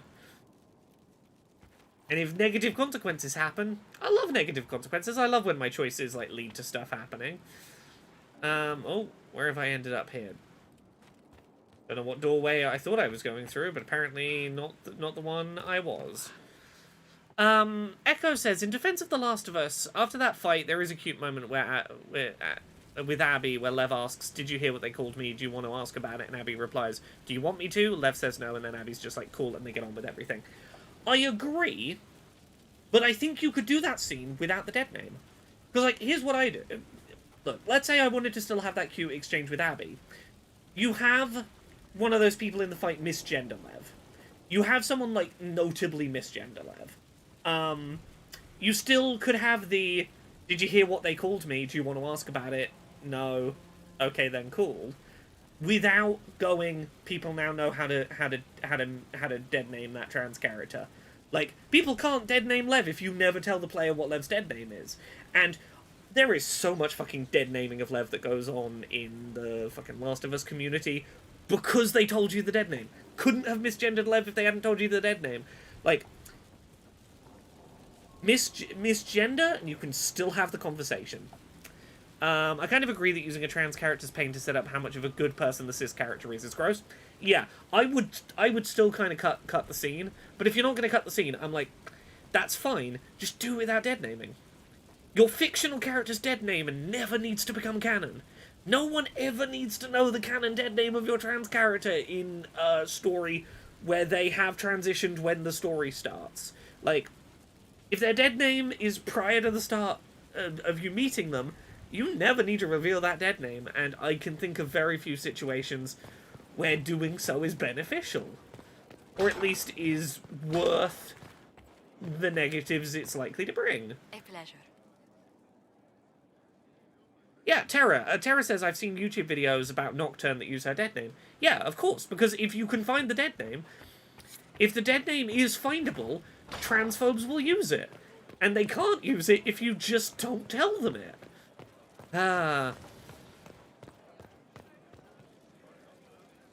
Inquisitor? Something you wanted to talk about? I'm still working on this stuff. I'm gonna try chatting to a couple of people quickly, but then I'll get back to Weston. Who was I gonna chat to? Let's see if either Iron Bull or Cassandra's got anything new.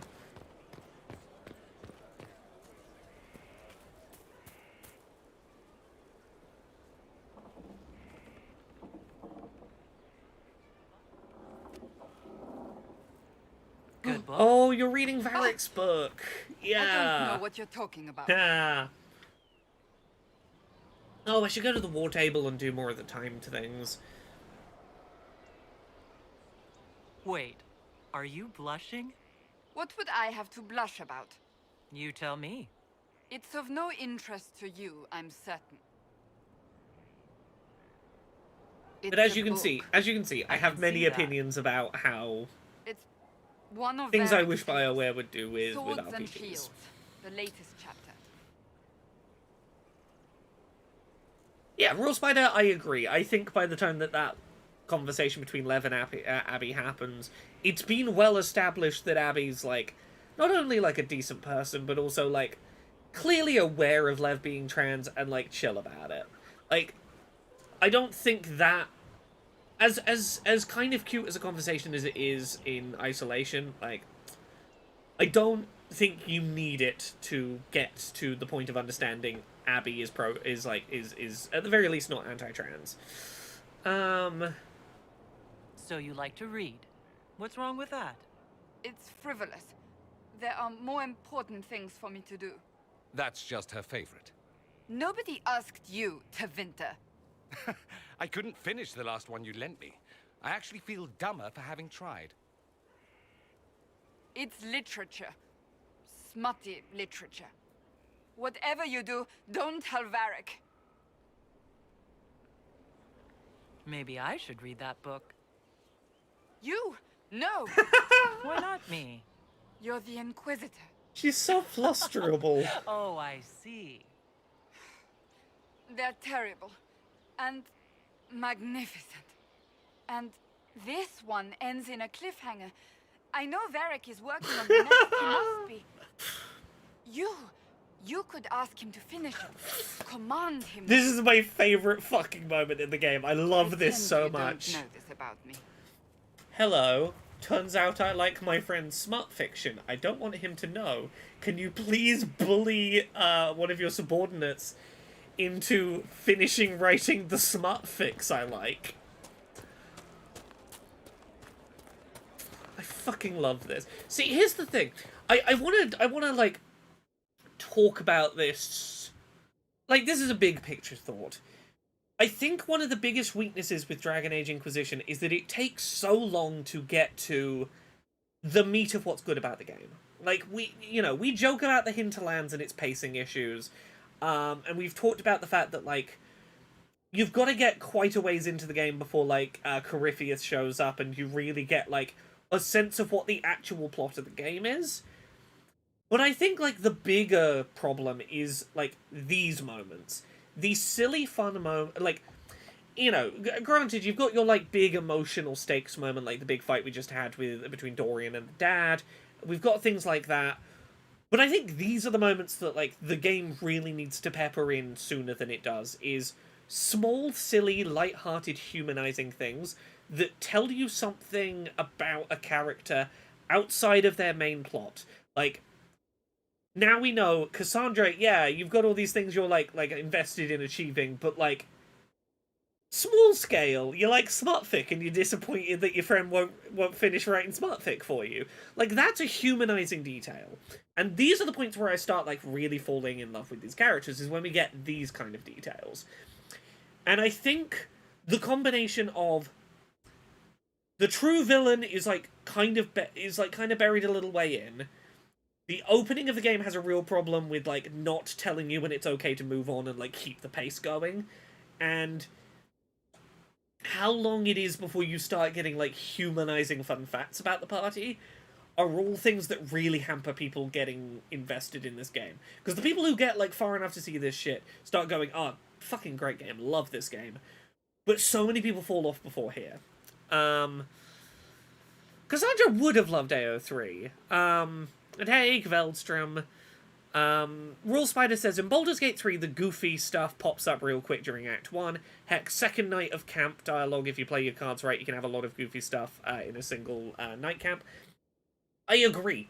This is something Baldur's Gate 3 understands really well, is that you have to give people an opportunity to very quickly get into either something emotional or something fun with a character, so that you care about them while you do the big long stretch of combat and quests.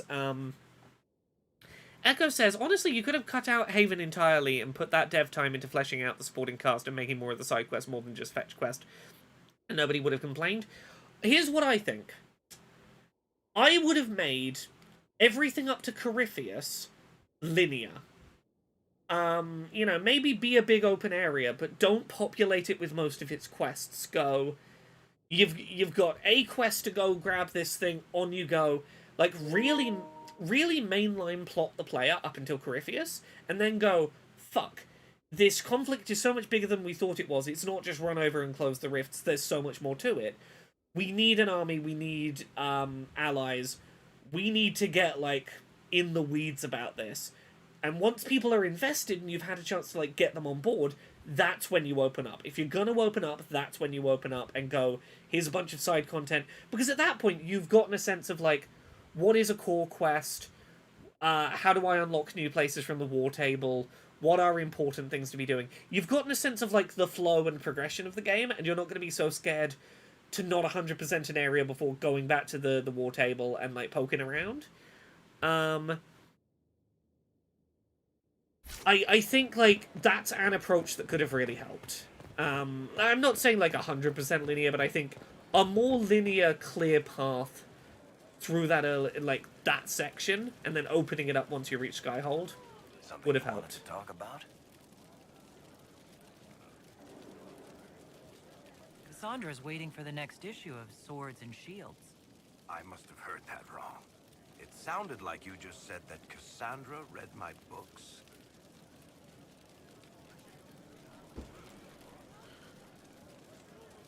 What's so surprising about that? You have met Cassandra, haven't you?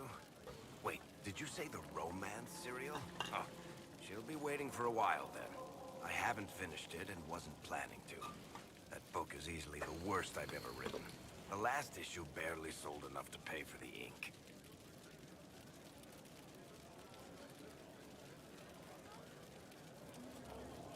I was hoping to give it to Cassandra as a gift. Oh, come on, that's just cruel. Even the Seeker doesn't deserve that. So, you want me to finish writing the latest issue of my worst serial? She deserves it. Oh, that's such a terrible idea. I have to do it. On one condition. Ah. Be there when you give her the book. I don't think that's a good idea. Then you'd better find something else to give the Seeker. Okay, fuck it, we're doing it. What can I do for you, your inquisitorialness? Cassandra's waiting for the next... I'll only finish the book for you if I get to be there when you deliver it. We're doing it, we're doing it. You've got a deal. I'll get to work then. You know, the fact that the book is terrible just makes it more worthwhile somehow. Genuinely, I fucking love the idea of, hey, look, I couldn't let you go not having an ending to your favorite shitty smut. I got it for you. Your friend does know you like his shitty smut. Chaos begins.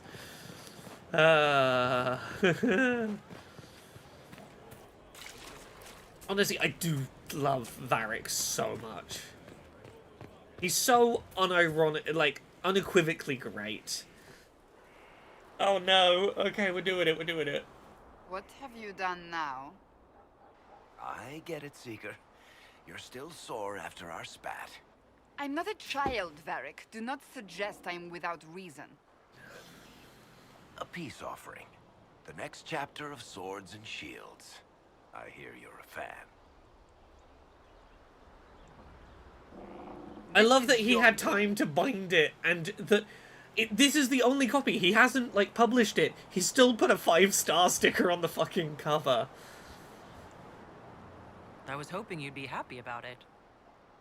Well, if you're not interested, you're not interested. Still needs editing anyhow. Wait! Oh. You're probably wondering what happens to the Knight Captain after the last chapter. Nothing should happen to her. She was falsely accused. Oh, well, it turns out the guardsman... Don't tell me! I love these two. This is the part where you thank the Inquisitor. I don't normally give sneak peeks, after all. Okay, I'm so glad that she's okay with it. Thank you.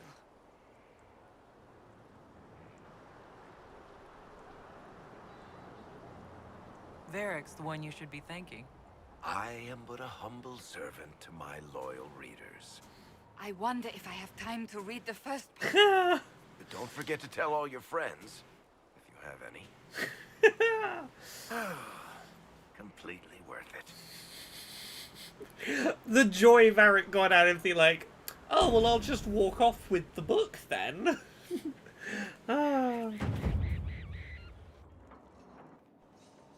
planning troop movements now?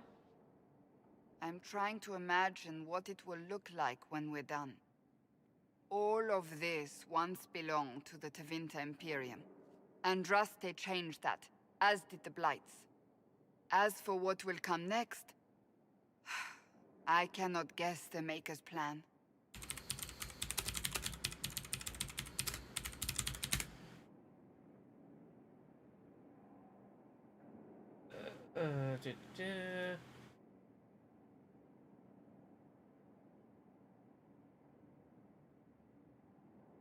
Yeah, I was gonna say, I think this is the case. Only a male Inquisitor can romance Cassandra, which is a shame. Because honestly, I think the book thing's really cute and would make such a good, like, sapphic first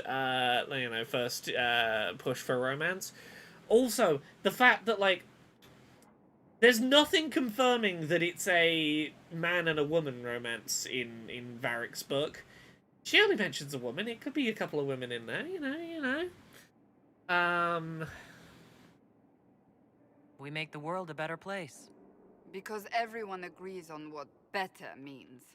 I know I want a world where people trust the Chantry and that trust is respected. I want to respect tradition, but not fear change. I want to right past wrongs, but not avenge them. And I have no idea if my wanting these things makes any of them right. Kveldstrom, you nail it so well. She responds pretty well to being flirted with by a woman, but she is regrettably heterosexual. If only she'd fucking say so sooner. You know, make it clear that you're barking up the wrong tree. Echo says, apparently one of the most popular mods for this game is one that makes your party dialogue trigger more often, because apparently the code is bugged.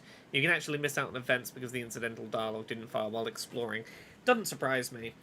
Fun fact about the first Mass Effect. You know how in Mass Effect 1 there's a bunch of characters that are like heterosexual romances only? Most of them have voice files in the game files for gay romance. And that is, and there are shepherd lines for gay romance with most of those characters. Now, the reason for that, as I understand it, I don't know if this is like urban legend or actually true, but what I understood is something about the game's coding meant that even if, like, you disabled access to them, you had to include voice files for both shepherds for all conversations, regardless whether they were gender-locked. And rather than put, like, nothing in there, they just got the shepherd to be like, I need you to read this line because we've got to put something in there to not break the game.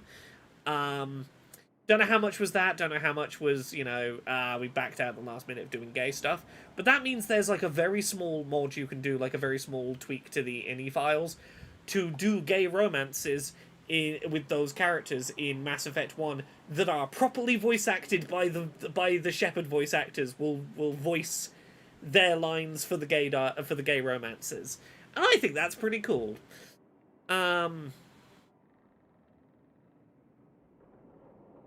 Even if they're not right, they're certainly admirable. Some would disagree. They would call it heresy. They didn't sound like the ravings of a heretic, Cassandra. Let me find an example. But it takes precious little effort to paint even an act of compassion as damaging.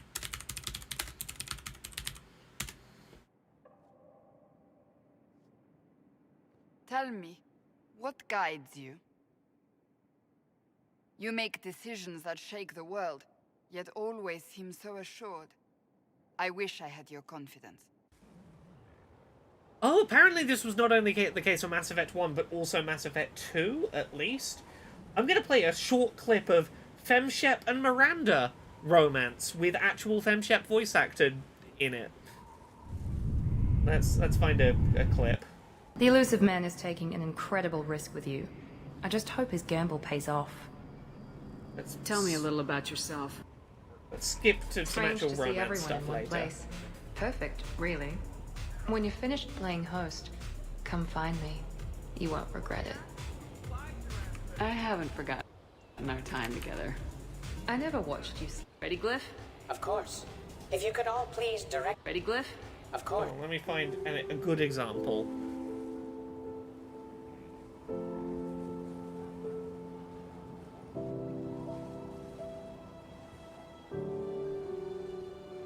Oh yeah, here we go. Hey. nice time last night. Let's make that a habit. Yeah, this is Fem, Shep, and Cassandra, who You read can't my have a mind. relationship in the game, having post-sex bed talk with Let's see if official anyone else is up. with the official dialogue lines read by Fem Shep. Raw Spider says, as a coder myself, having at least a quick sound file because the inner workings of the engine demands it is something that can indeed happen.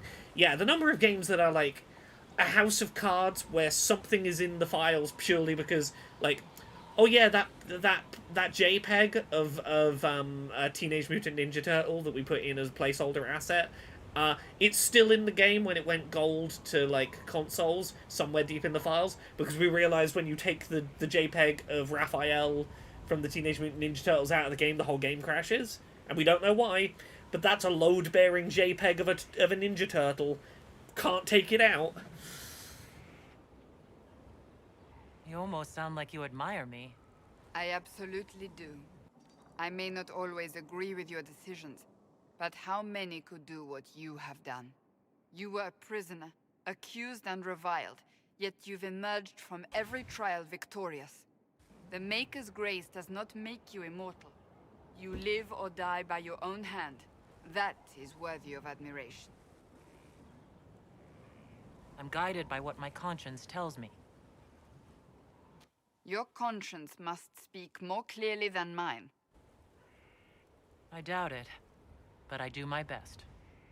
Think of it. Like Andraste long ago, once again the fate of Thedas will be determined by a woman. It makes me proud to know you. Just because I'm a woman? I hope we can call each other friends. I hope so too. We still have a long road to travel, Inquisitor. Wherever it takes us. Oh, I'm just glad wait for Veilguard, where non-binary people will be saving Thedas left, right, and centre.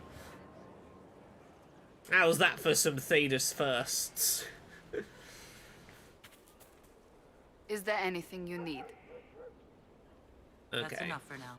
Honestly, with the amount of stuff that's just cropped up for Cassandra, I'm like, I should probably go click on all the major characters and see if they got new shit for me.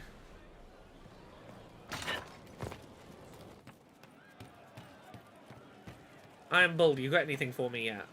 Can I help you? No. See you later, Bull. Nice talking with you, boss. Your worship? Right, yeah, like, that conversation with Cassandra feels so ready to be, like, queuing up a gay romance, doesn't it?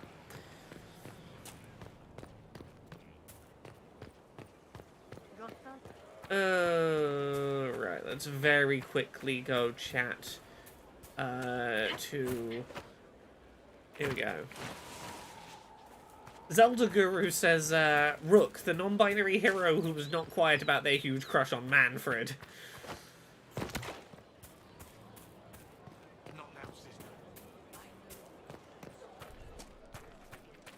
Hey. Heard you found something that had to do with wardens. Would have liked to have seen it. Can I not just hand it to you, sir? The quest format doesn't seem like you need to be there. My understanding was I could just bring you the things. Why are you so insistent you be there when I find them? You're being so bitchy about it. Just... Fine, next time I'll go and bring you to the place. Rather than bring the thing to you, the thing you asked me to do, you bastard. At your service. Yeah, meanwhile, Cullen's just, like, the game's constantly like, do you want to try and marry Cullen yet? Do you want to try and marry Cullen yet? I'm like, no. I'm really not here for that. It's not of interest to me.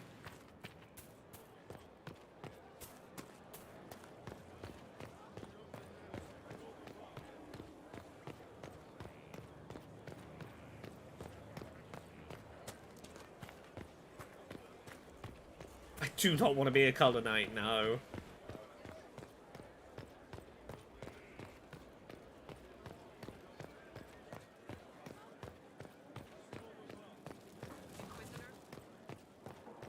Am I into golden retrievers? Look, I'm not opposed to a golden retriever bisexual romance. He's just a shit golden retriever boy. He's not a good example of the golden retriever boyfriend.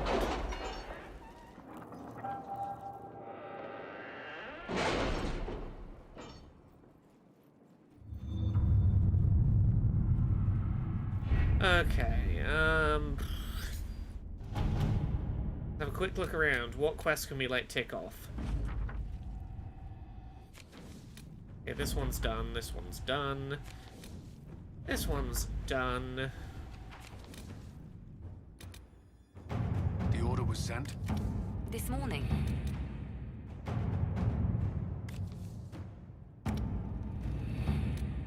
Western approach resources. Secure a source of water for the outpost. At your service.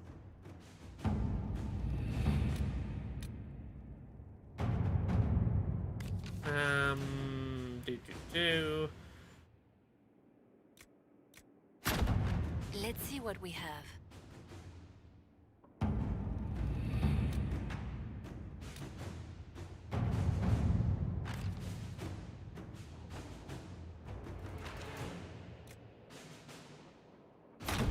All right.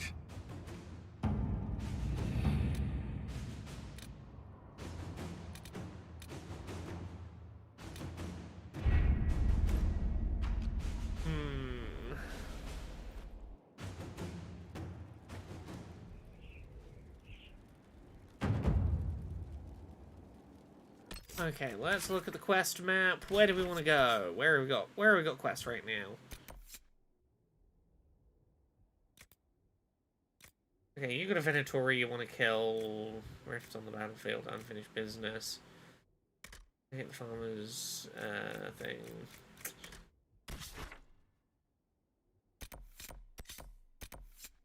Okay, one less warden is right there, so we can do that really quickly.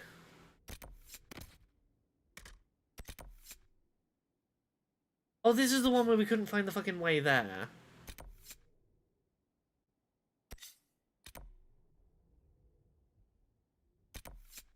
There was a side quest we needed to do about blowing up a camp, wasn't there? Near the Exalted Plains. Can I at least see the side quest on the map that I need to do? It's something about blowing up some rocks to explore there. It's near the Exalted Plains, so it would be on the left-hand side.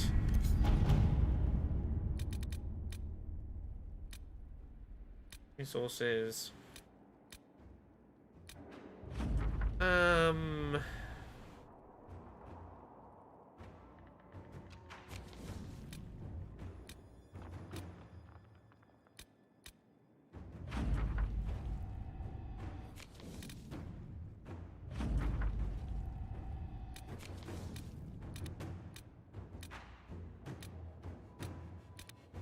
I have to do something to get this quest to appear. Is it one where I need to go find a place to stand or grab a landmark and that will get it to pop? Is it one of those?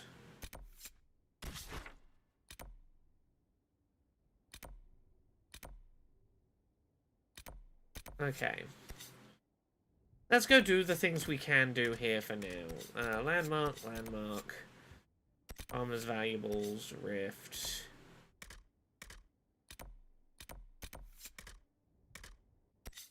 And we'll have another look around. We're gonna take Dorian, we're gonna take Varric, we're gonna take Iron Bull.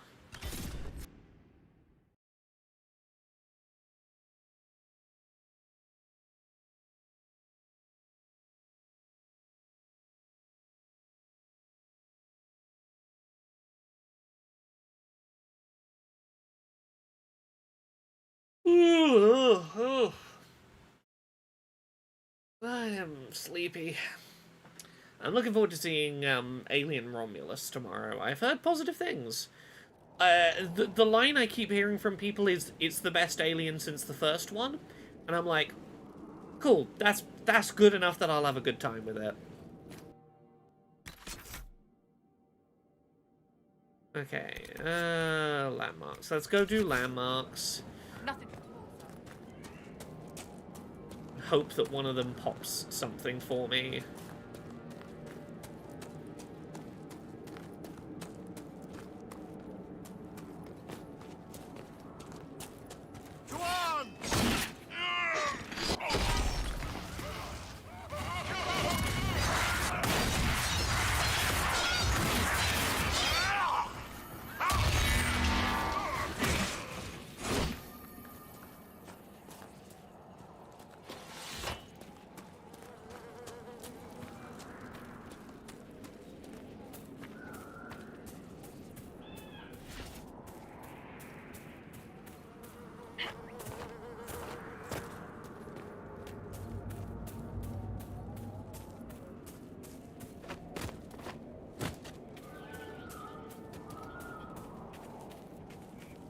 Chat, you're trying to tell me that Donald Trump thinks that free healthcare for everyone is a bad thing that you shouldn't vote for? Colour me shocked and surprised. I could never have foreseen this turn of events from the things that Donald Trump would want you to value in a voter base.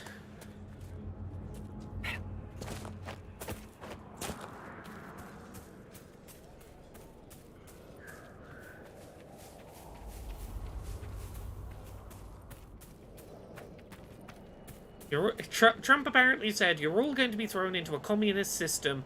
You will be thrown into a system where everybody gets healthcare. Oh no! The biggest point of financial stress for most people in the United States would go away. Whatever would people do? What would people do without the threat of one accidental trip to the hospital might financially ruin my family for generations? What would we do without that? Cass, who promised to fire a taco truck on every corner back in 2016? Did Trump suggest that that would be a consequence of him not getting elected? Would be taco trucks everywhere?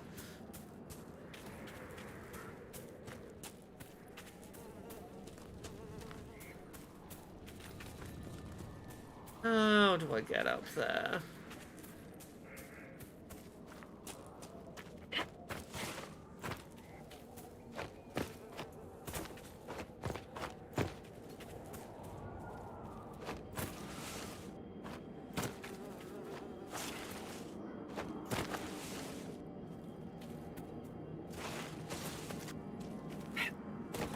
Ah.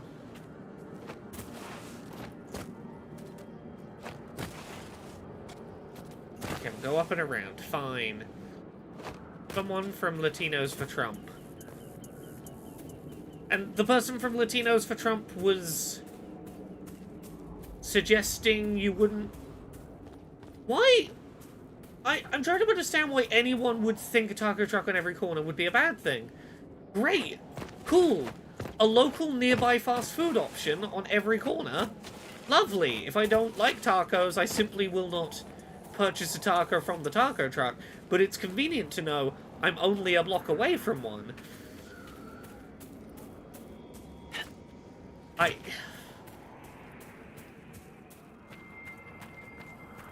Marco Gutierrez. What is your problem with taco trucks being available?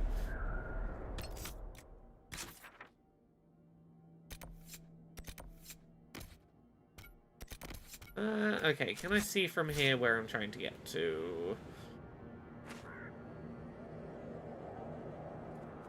Not really, but we'll try and drop down to it.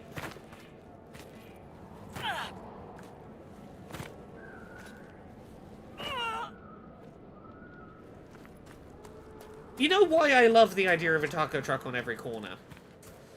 I was having the thought earlier today, an ice cream van drove past my house playing a jingle, and I was like, I had no idea you would be here now. I'd have had money ready and been outside waiting for you if I'd known.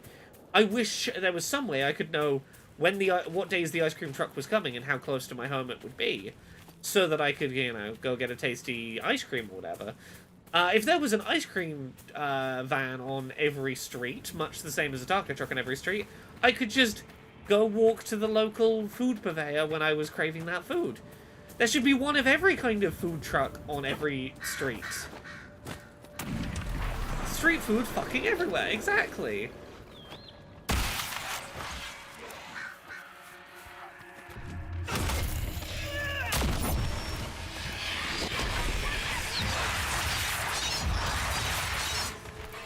What level are all of you? Okay, level 3, that's fine. Okay, let me get up.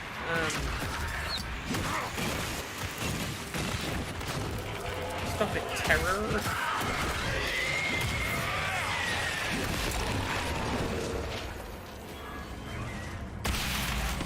Hey, Sursa Aurelio.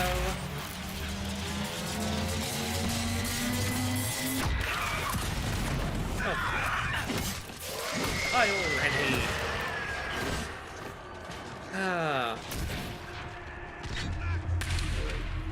Yes, with discussion happening in chat of Disney, there was another thing I was having an angry complaint about today over on Discord regarding disability stuff, and I don't know how many people know how bad this thing is working. Sorry, let me finish this fight so I can clear my brain out. But I want to have a bit of a rant about the changes that Disney have made in their theme parks to disability access accommodations. And this is a thing that came up mainly because I did a video for accessibility that went up today about virtual queuing systems and how they could be implemented in gaming conventions. But it required talking about Disney because Disney has been doing some bullshit, and I know some of you won't have heard they're doing bullshit, and others won't have heard how bad the bullshit is going. So I'm gonna finish this fight, and oh, not even the wrongful death stuff. This is a completely different shitty Disney thing going on. Let me get this fight out of the way, because otherwise my brain is just not gonna make good thoughts.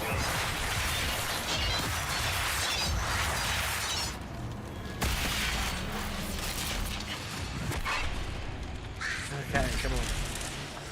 Where are you? In a singular enemy. Let me close the room. There we go.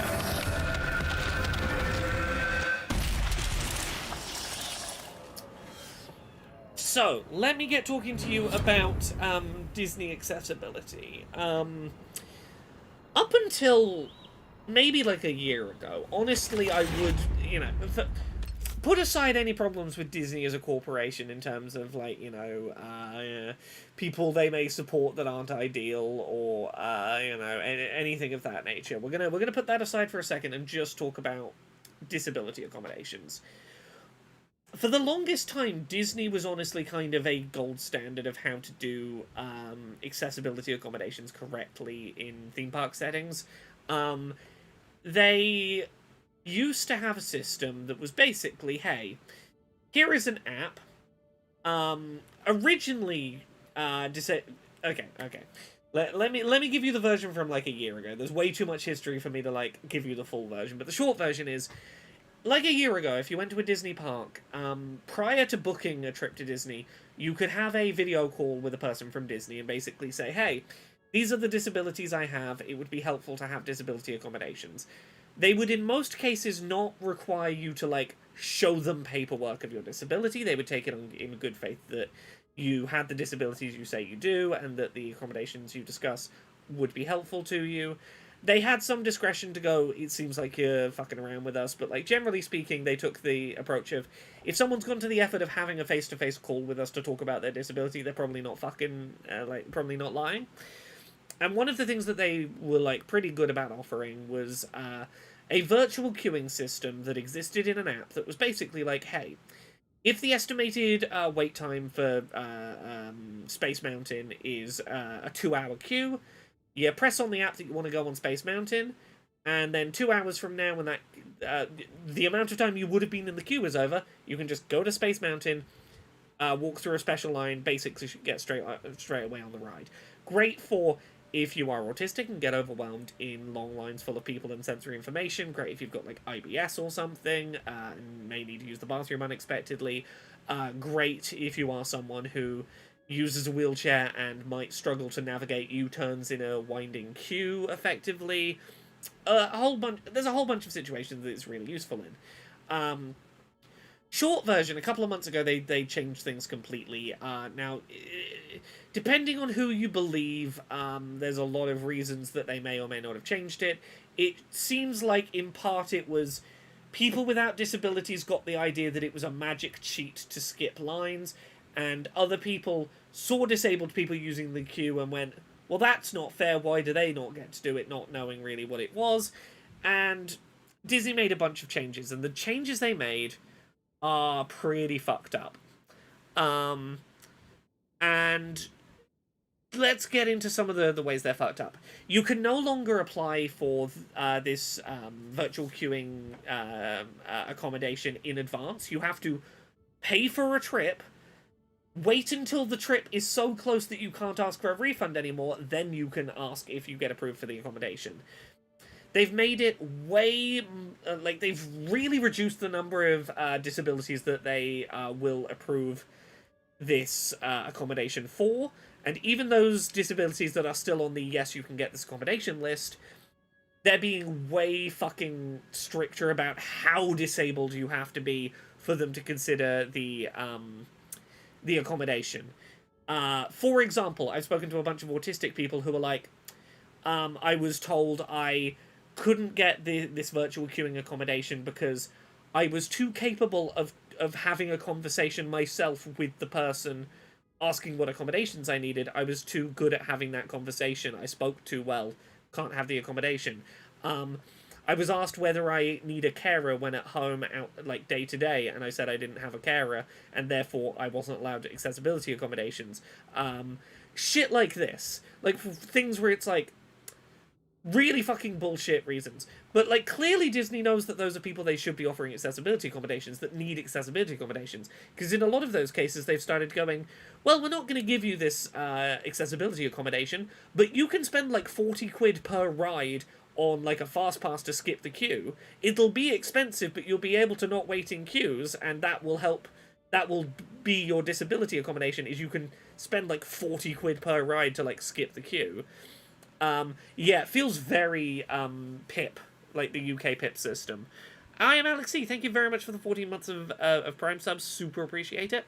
But it gets worse, because they're starting to deny this accommodation for, like, a whole bunch of other disabilities, many of which, like, the things they're saying to people instead is like, oh, here's your alternative accommodation, are, like, incredibly out of touch with the experience of disabled people. And I want to give one example that is one that, like, I know has happened to someone.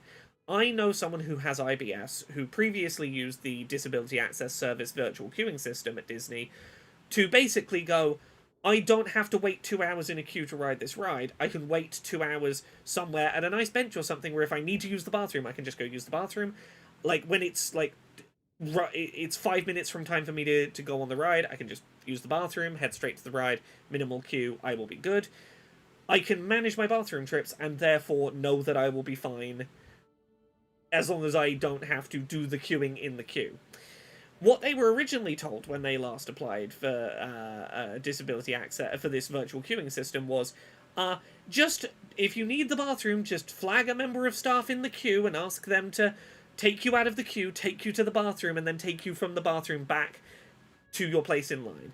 Now, first of all, needing an adult to walk you to the bathroom and walk you back from the bathroom is, like, really kind of fucking dehumanizing. Like, at the best of times, like, that's not a fun experience to have to go, hello, I need to use the toilet, can you take me to the toilet?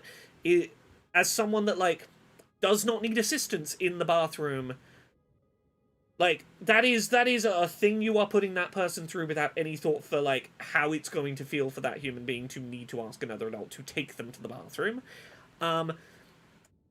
The person said to the Disney staff, like, that wasn't even their complaint. Their complaint to the Disney staff was, what if I can't find a member of staff? As someone who's been to Disney before, I don't famously see staff members dotted along the queue. You might go, like, 45 minutes of queuing before you see a staff member. What do I do in that situation? And genuinely what the person was told by the Disney staff member was, we would encourage you to make use of incontinence products if that's going to be a problem. A person who, if able to use a virtual queuing system, could just manage their own bathroom visits by themselves, and that would be fine, was told, your accommodations are find an adult and ask them to take you to the bathroom, or be prepared to shit yourself. And, like, very clearly, the person on the other end of that phone call had clearly at no point in their life had to have the stop and think of, how would I feel if I, as a person who's never, like, as an adult had to do this before, had to go ask an adult to take me to the toilet, and if I couldn't find an adult, I'm just gonna have to shit myself. Like, that's a hell of a fucking thing to ask someone, and that is not an equivalent accommodation. Offering that person, virtual queuing, gives them so much more control over their own body, their own needs, their own management of their disability, and it is not equivalent to tell that person, this is what we expect of you instead to manage your... We expect you to make a pretty severe change to how you manage your disability that is probably going to be emotionally quite difficult for you to do. Like, that's an example... Yeah, get a chaperone or piss your pants. Yeah. It's... Like, that's a hell of a thing to put on someone who hasn't had to... Who hasn't required those accommodations to go, those are your options.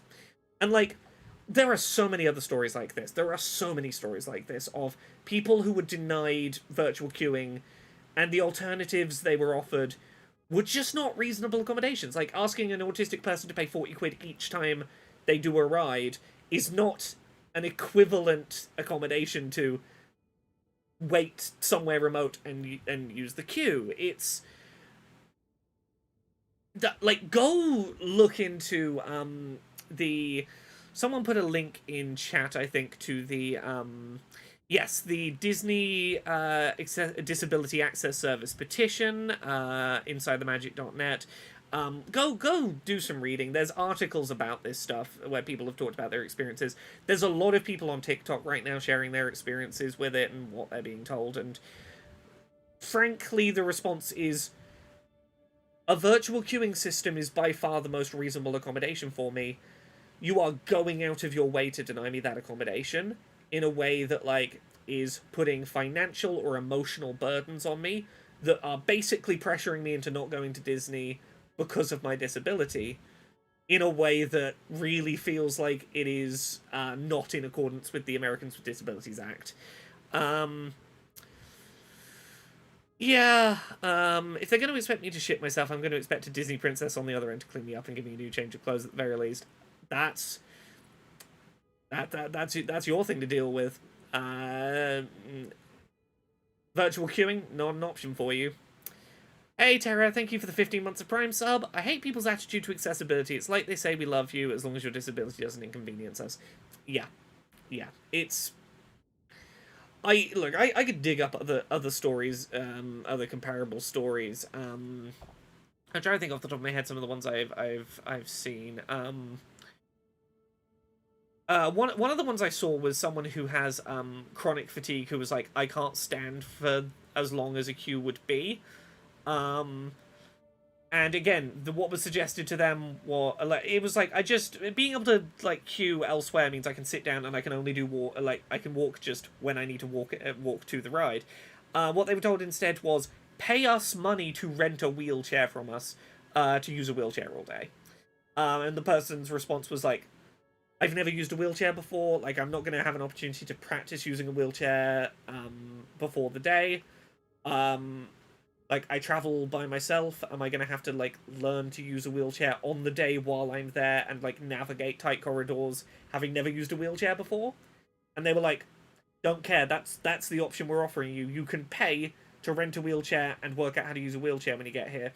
We're not offering you virtual queuing. A case where it's like, it would be so much easier to just let that person virtual queue. It feels spiteful that you're going, no, do this accommodation instead that is less convenient to you, that is going to cause you more problems and that is going to cost you money. That's an example where it feels like it exists to discourage you from coming.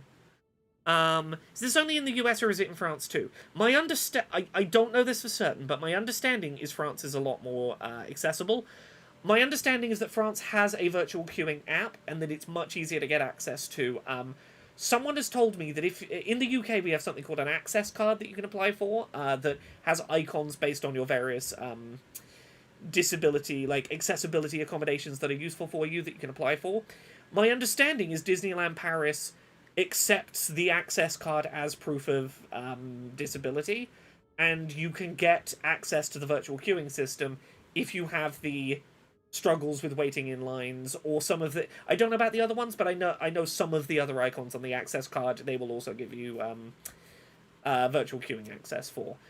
Don't quote me on that. I have heard this, but I haven't done a lot of checking how accurate it is.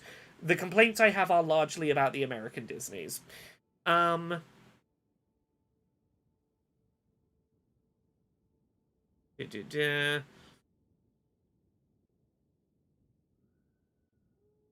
to show Disney can be accommodating when required by law. They simply don't want to when they don't have to. Kind of how they pay workers outside the US more because they have to. Yeah. See, yes, that's my... Sorry, I went on a bit of a tirade there, but yes. Grumble, grumble, grumble. Disney's being pretty fucking shit by taking a system that was working really well for disabled people and just fucking it up and not really paying much mind to the consequences of that. So yeah, this is like the rant I didn't go on during the virtual queuing. I kind of touched on it a little bit in the virtual queuing system accessibility episode that went up today, but like, this is the frustrated rant that I cut out of the video because I was like, it's not gonna help. It's gonna make the video get way off track if I do this, but also I emotionally need to get this rant out.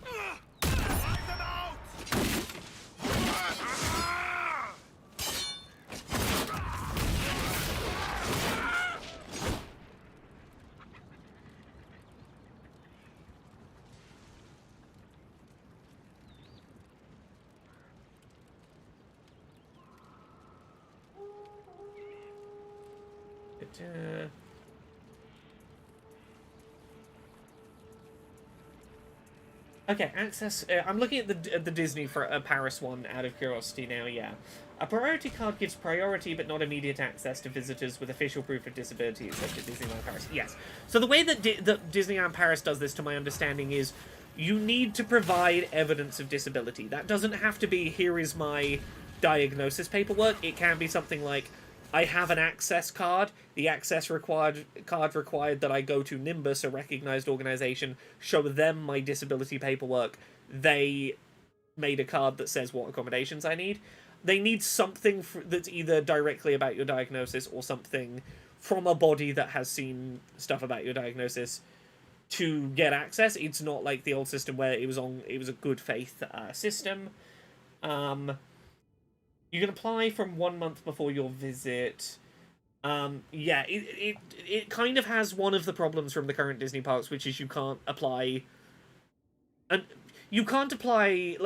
you're probably going to plan a Disney visit more than a month in advance, but you can't apply to see if you are granted the access accommodation until at least a month in advance, so you're probably going to have to book your trip and then find out if you're accommodated. But from what I understand, Disney Paris is a lot better about, oh, you have proof of disability, yeah, we're going to approve you, so it's not quite such a risk. On the day,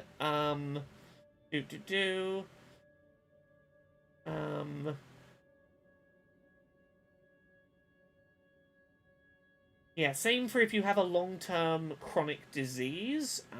They specify you will need to present the original of a medical certificate signed and dated in the last 3 months. Okay. But it seems like it's basically the same sort of system. Hey, queue elsewhere, come through the fast pass entrance.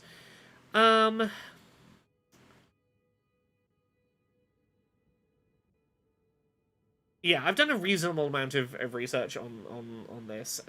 Raw Spider says, don't forget that the Workers' Union of Disneyland Paris is fairly tight and powerful, so I wouldn't be surprised to hear from them that most of the accessibility work done is a product of their pressure. Wouldn't surprise me.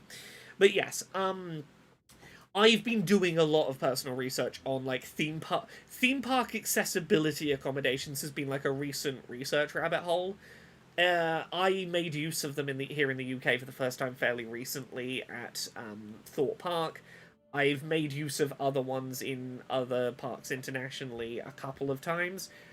But particularly working on this video that went up today, I was like, I wanted to do more of a deep dive just to make sure I had a big picture of what was going on, and everything was as good/bad in its various regions as I understood it to be. And I walked away with a strong desire to shout about Disney being shit.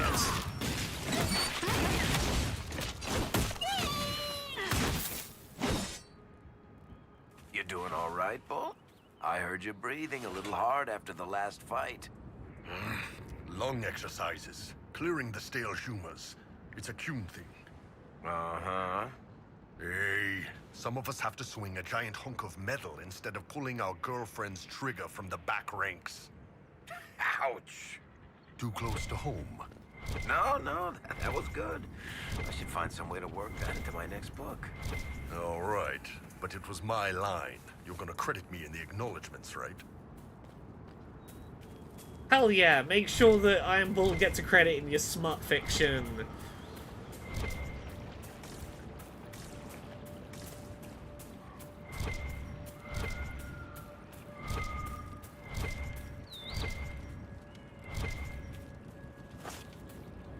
Locate the farmer's valuables.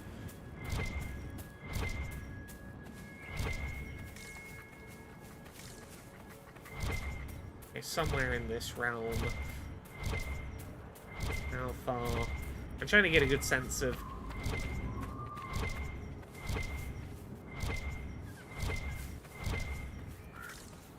Okay, so not any further out than this.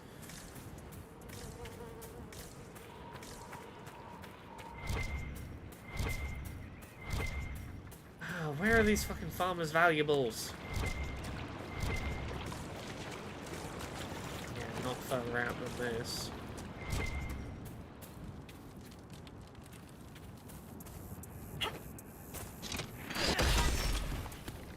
Not there.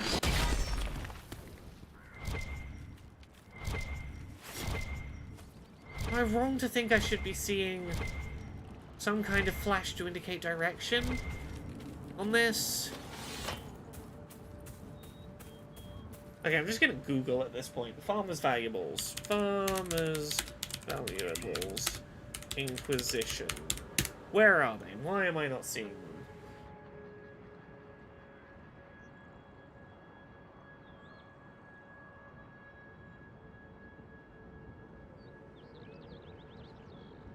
Oh, search the tree. Oh. This tree? Oh, sure. No, not that.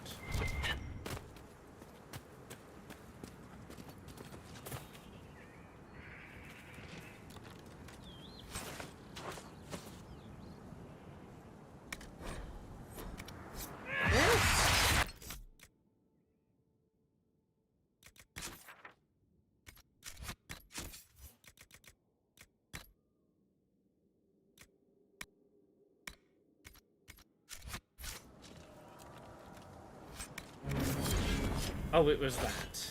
Okay, sure. Is there really no way for me to get here?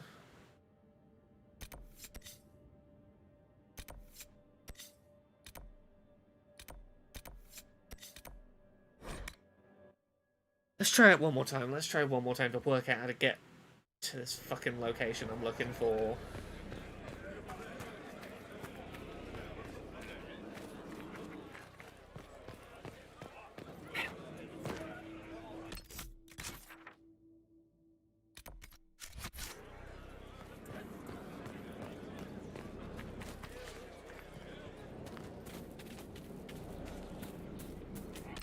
I gone over the other side of this river? No.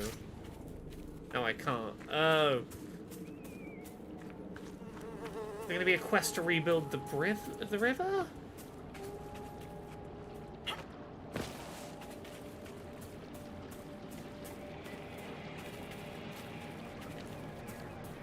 Yeah, I planted this, which presumably I would think would mean there'd be a... oh! There's an unlock operation thing here that wasn't on the map. Fix this, right? Okay, sure. I hate that that wasn't on the map. I'm guessing what I'm looking for is somewhere along this wall is a similar... Is it this?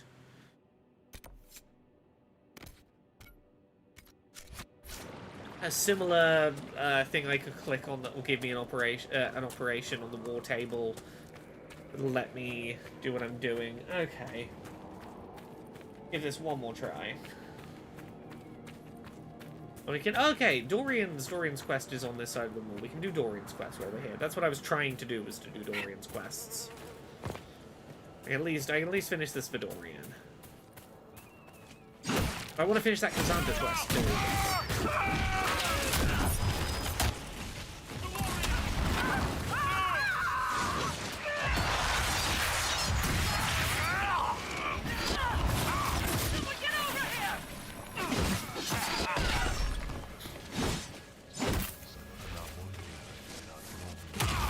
No, getting away from me.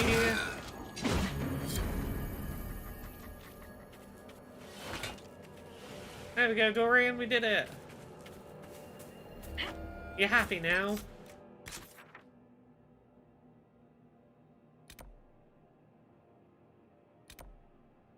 Is there any chance that that quest I'm looking for, or the operation marker I'm looking for, is somewhere in this garrison?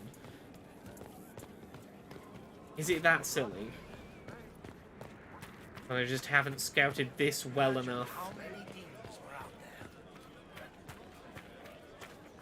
I haven't noticed a stupid way out the other side of this.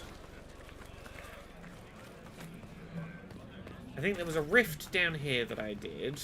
That was down this hole.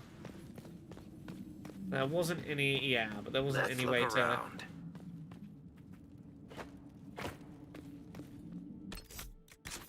No. There's no way out this way, is there?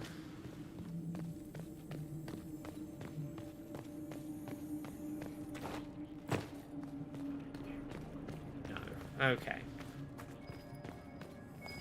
Oh.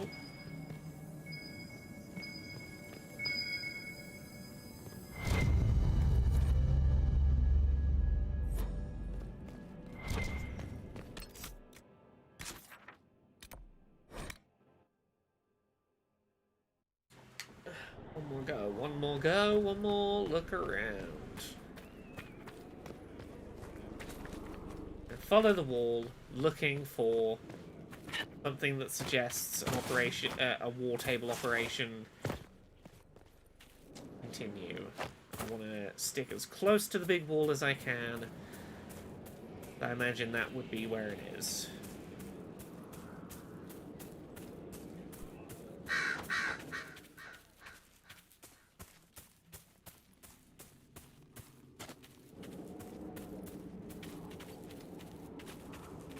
I feel like I've done this walk along the wall at least once already, but maybe knowing what I'm probably looking for might help. Because I did have to get quite close to that last one for it to offer me the option of the round table thing I wanted to do. Maybe I just looked from a distance as I ran past and I didn't get quite close enough.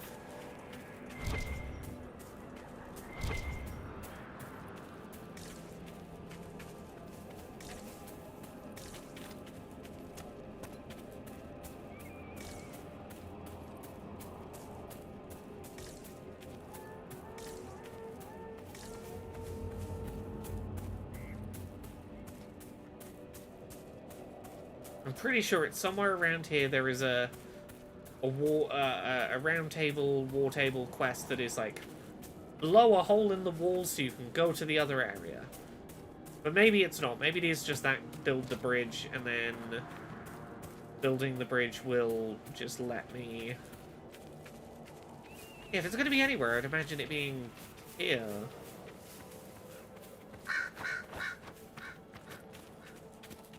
Is it just blow... Oh, it's here. It's just blow these rocks up. Soldiers could clear this passage. There it is. I swear I've done this walk along this wall so many times trying to find it, but apparently, yeah, there we go. So let's... Haha, let's go to the Skyhold. Yeah, I was right that there was one. Just apparently walked right past it.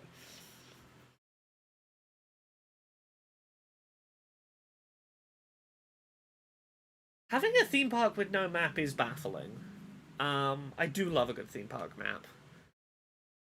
Nice just overhead with all their little drawings of the rides.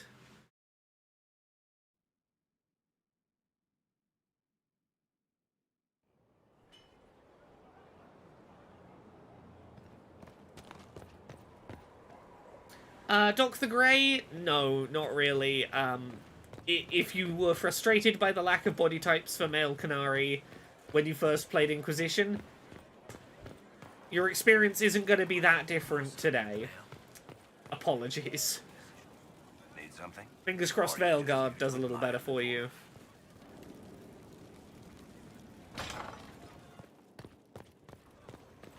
Let's, while we're here, talk to everyone. Maybe I'm mainly curious if Dorian's going to have new dialogue for me because we finished murdering the people for him.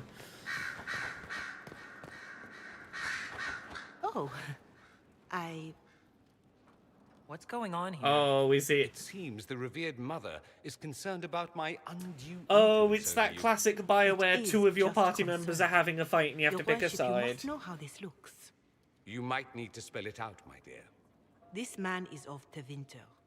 His presence at your side. The rumors alone. What's wrong with him being from Tevinter, specifically? I'm fully aware that not everyone from the Imperium is the same. How kind of you to notice. Yet still you bow to the opinion of the masses. The opinion of the masses is based on centuries of evidence. What would you have? The opinion of the masses is based on centuries of evidence. Is I do not know you, and neither do they. Fucking, that's some bigoted these talk right rumors will there. continue. It's, well, a lot of people have built up some stereotypes about you, so, like, you know, stereotypes are built on a long time of building up opinions, so, Echo says, Veilguard is being dropped on Halloween, isn't it? Yes, it is, Echo. Gonna be a lot of disappointed kids trying to trick-or-treat and being told, piss off, I'm playing Dragon Age. Little bit.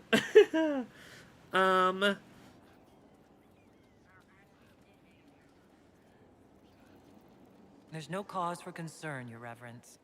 With all due respect, you underestimate the effect this man has on the people's good opinion. Do the people know how he's helped the Inquisition? We'll get there in a second. See, I meant no disrespect, Inquisitor. Only to ask after this man's intentions.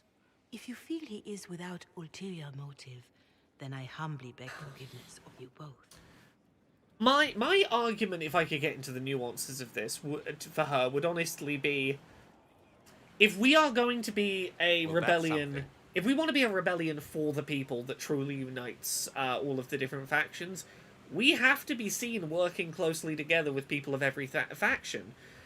We need to be seen as like, hey, you may not have great opinions of the people from Tevinter, but it is important to the people of Tevinter that we have someone there to represent them. Just as it is important we have someone from your faction to represent you. You may not like it, but we have good people from every place who, like, are here for the right reasons. We're not here to be individual factions. We're here to be one unified force, and it is important we not be seen distancing ourselves from one of our members because someone else heard a rumor about them. Um...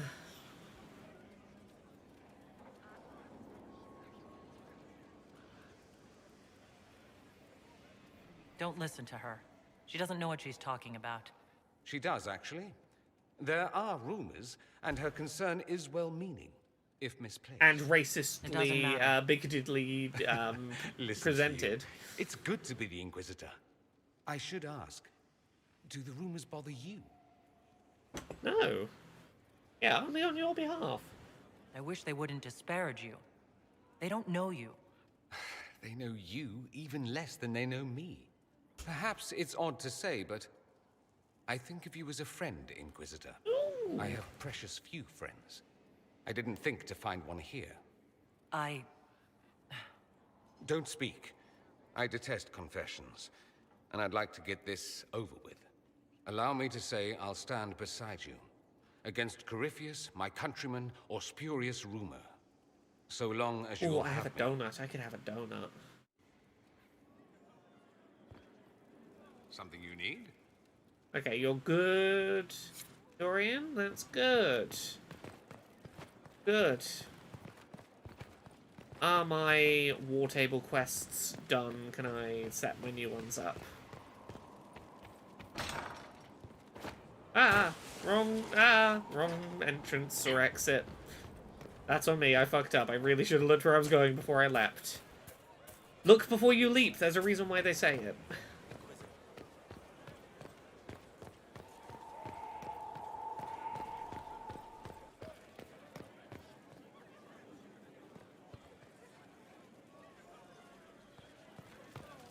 Right, where were we? Anything new at the throne? Nope.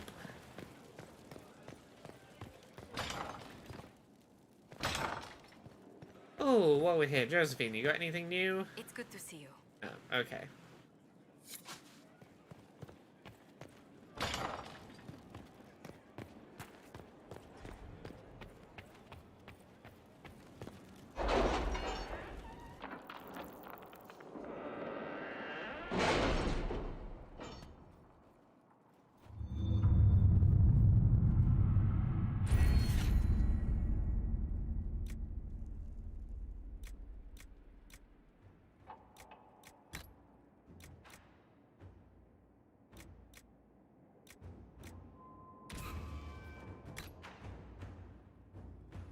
Crestwood has had no further trouble with the undead. After what happened, it will take time for the village to recover.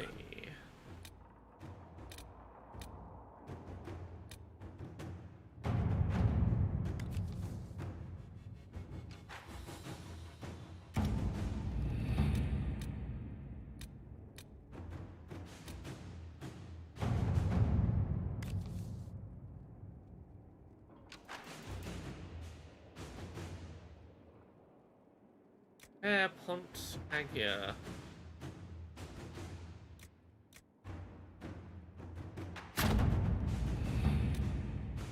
Is this one of the ones? Which is the one I'm looking for to blow up the thing?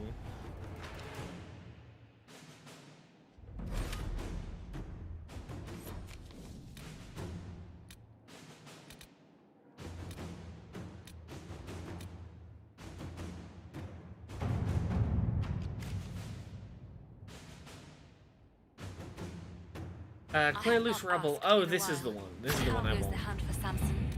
We're close. I know it. If I can help you any further. So now we go to the Exalted Plains with Dorian and Cassandra and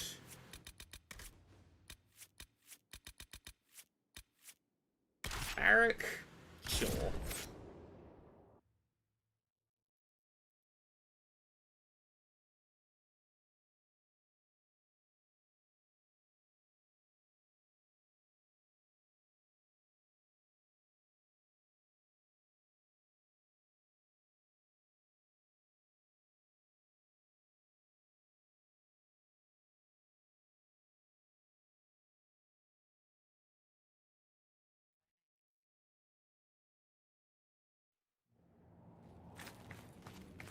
Okay, yes, this should let me go to...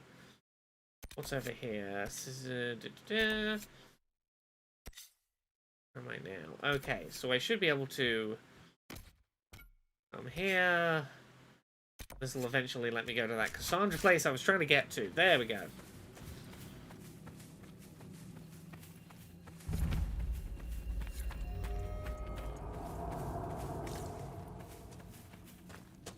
Clear out the Gura guts to set up camp safely. Oh, you little dinosaur friends. Get out of my camp. You're purple and you've got kind of goofy faces. You're a little bit Barney the dinosaur. Barney is a dinosaur, likes to bite your face off.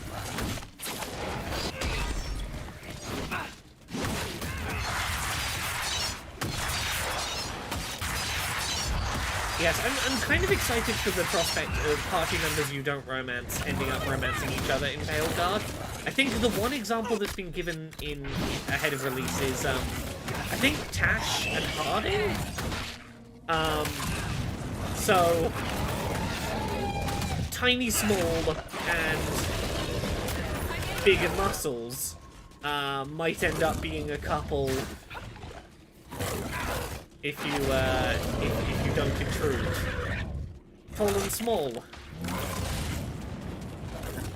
Everyone loves a good tall and small.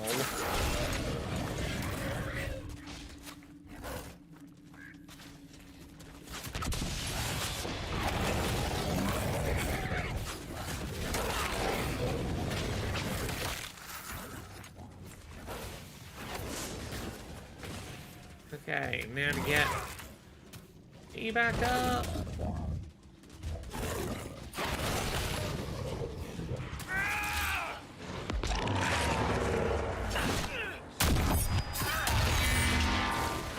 Here we go. Smack him around.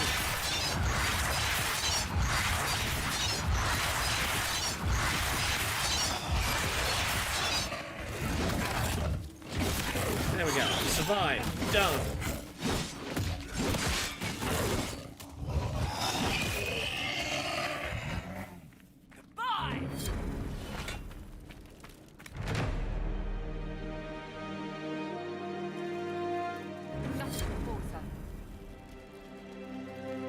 Okay, right. Where to? Rifts. Onward.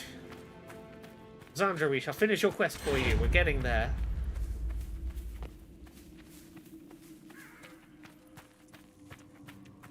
Oh, it's dark.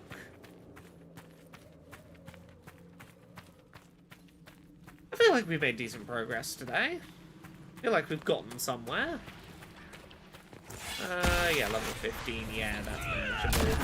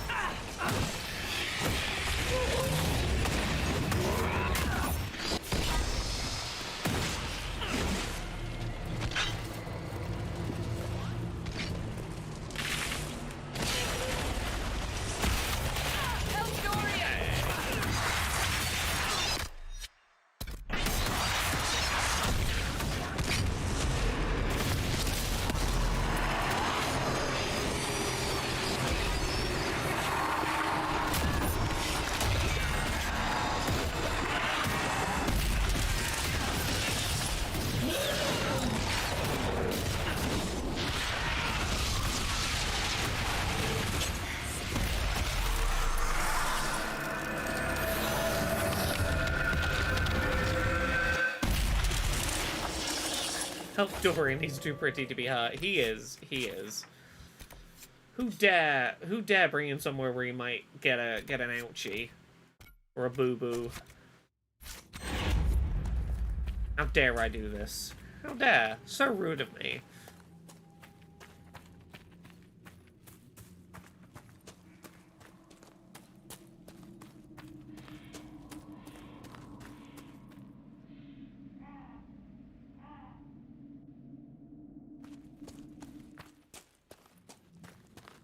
I'm gonna have to stop and answer an email in a second. A Gamescom appointment has gone. Something last minute has come up. Can you change this appointment for a freelance piece you're doing that like you've agreed to do from day that you are available to your busiest day of Gamescom? Can you do it that day instead? Give me a moment to work out what I am doing here. Give me just a second.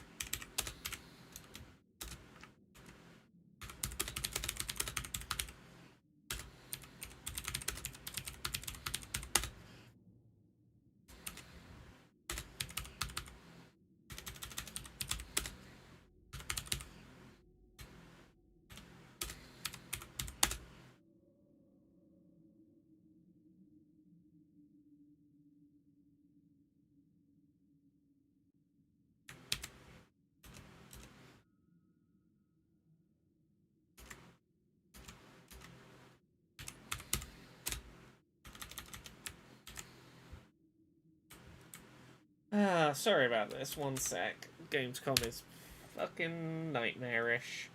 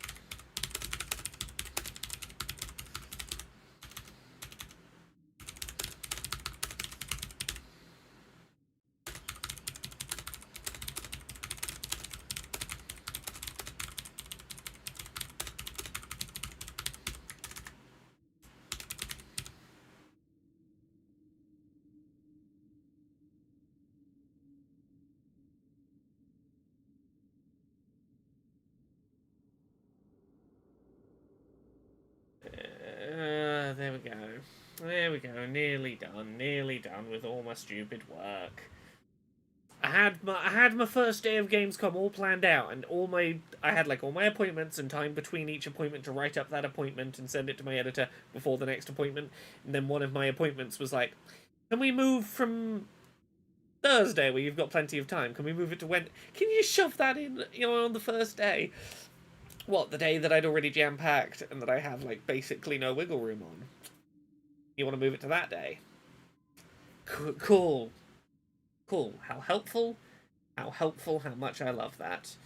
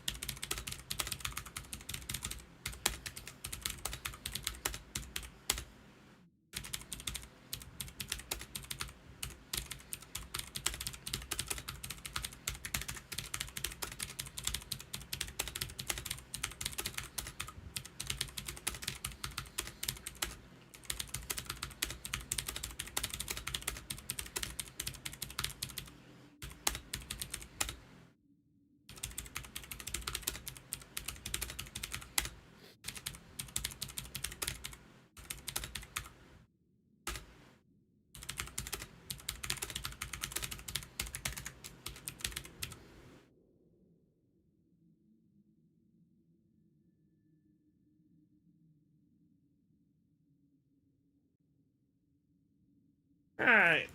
Sorry about that. Let's get back to game. The thing I'm here supposedly to do.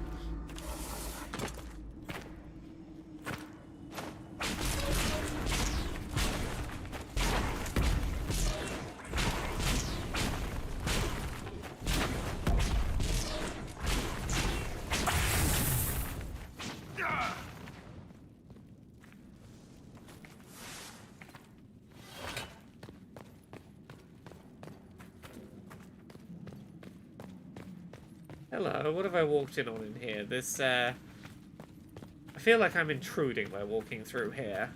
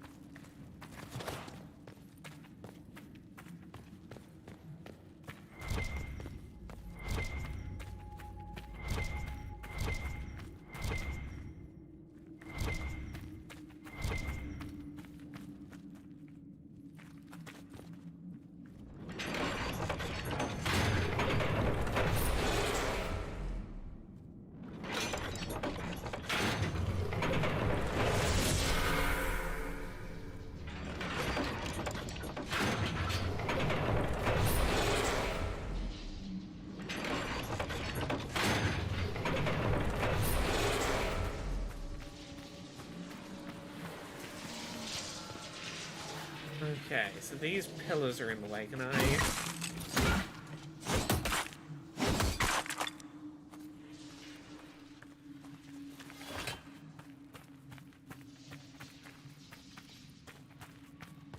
What is the puzzle here? What am I to do?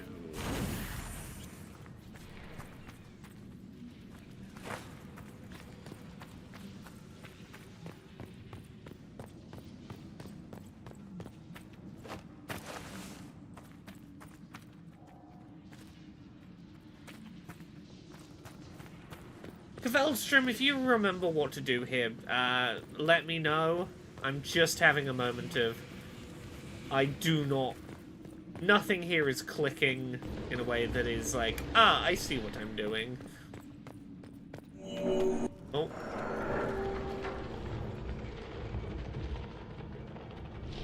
Oh.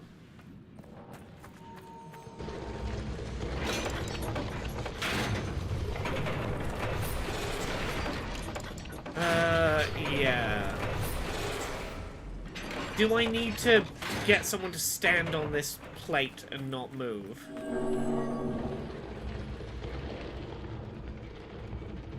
I don't remember how to do that. If you can tell me how to do that, that'd be great.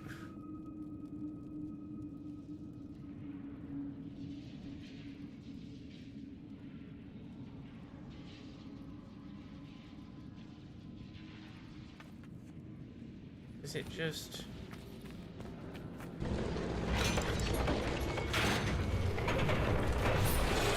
Hold position from radial. Oh.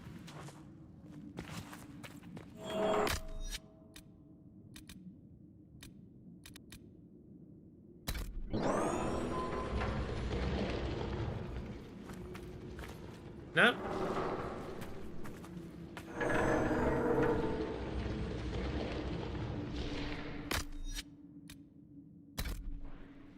Hold position. Are you holding position this time? Okay, you're gonna stay there. You stay there now, Dorian? God, yeah, this is all feeling very familiar all of a sudden. Also, hey, Fee.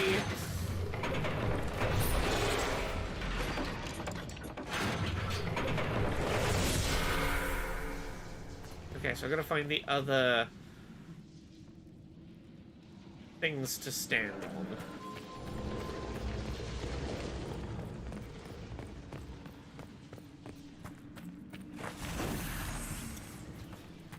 Hello, where else are there things for me to stand on? Doop-a-doop-a-doo.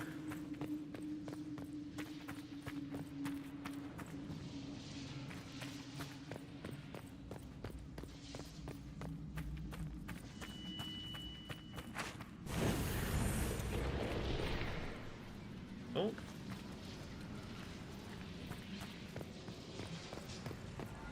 Oh.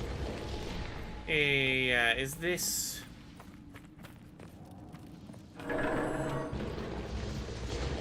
Yes. I know the goal is to drop all the pillars in the thing. But this one is lowered by... Is it lowered by lighting torches? Yeah. Yeah, so I have to work out where these... I don't remember where these fucking torches are. I think one's down.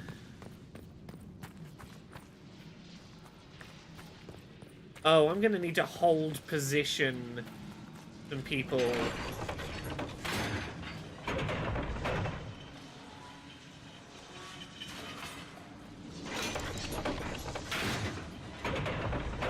What did that one even do? I don't know.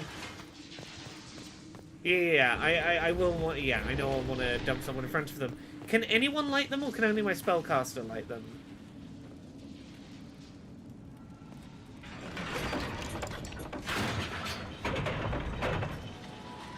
Oh, so that's...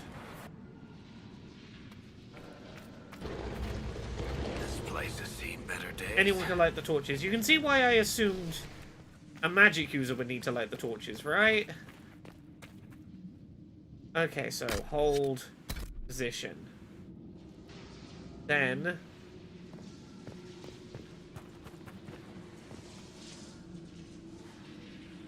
Not that. It's... over here.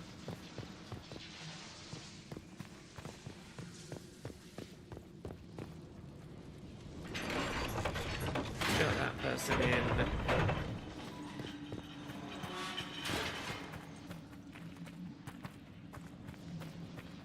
one of the things that needs lighting is over here, and we'll leave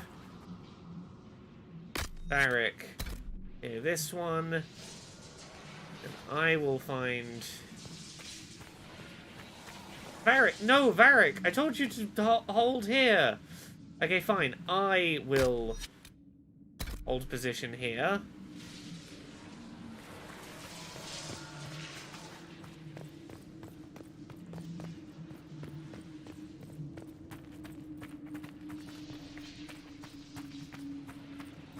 Now, how many of these torches I'm looking for? 3. I'm going to assume it's 3.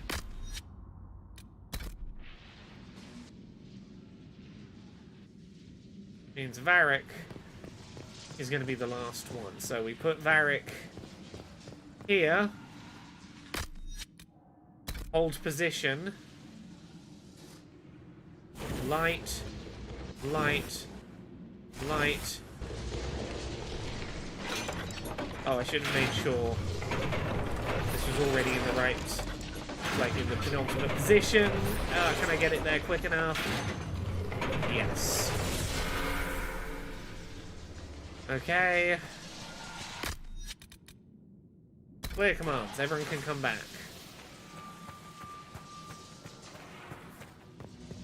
We're gonna open this so that you can come back out. Is that the only thing in here? Yeah. Okay, I saw another pullable switch somewhere. Oh, I think it was this one. I think it was this one I've already done.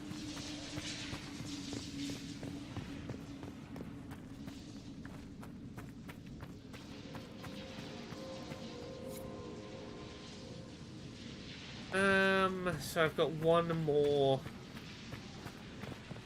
stupid puzzle to do. It's to do with lowering this one.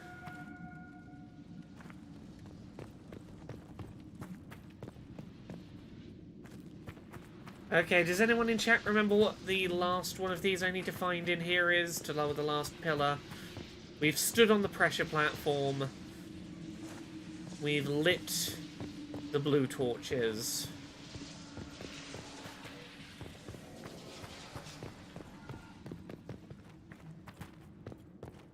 Is it something out here? Probably not.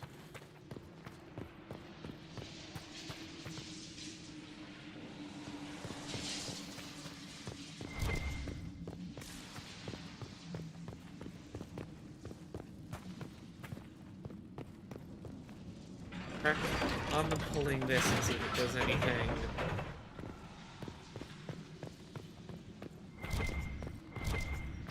Okay, what highlights as interactable as I run around?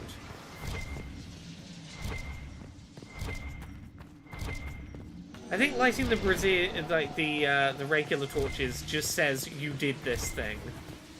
Maybe I'm wrong?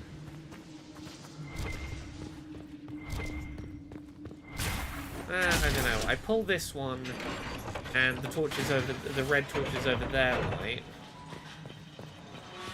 Maybe that is it. Maybe I need to have these torches lit, and each of those requires me to do something nearby to them. 1 second.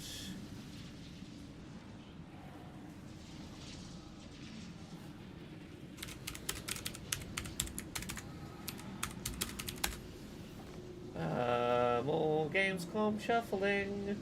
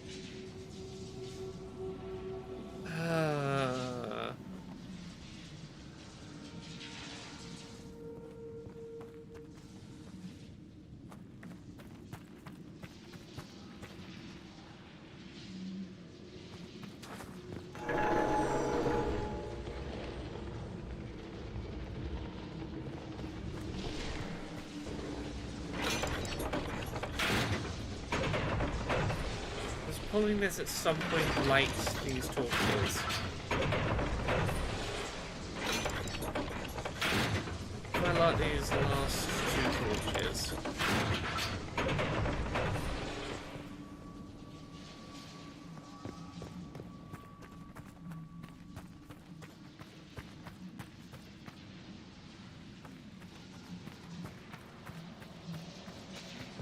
What is this room called? What is this? It's the Dead Hand.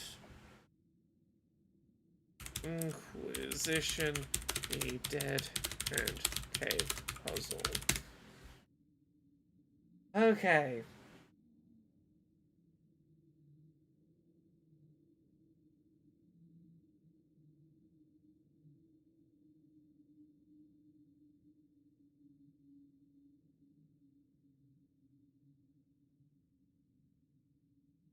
First of all, switch on the pillar to the right of the entrance, open the grate on the right where you will find a torch. Leave other party members here. Okay, yeah. Light the torches.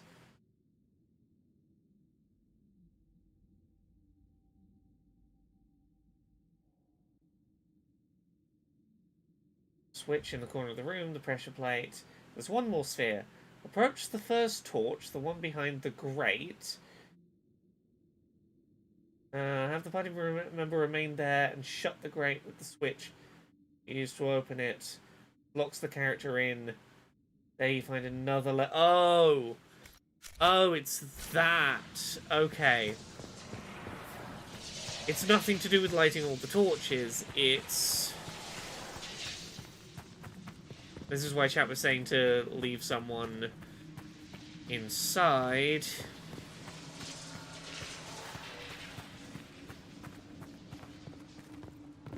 There is a gate in here that will open when the entrance gate is shut. So I go over here, pull this, switch back to Varric. Varric can now go this way.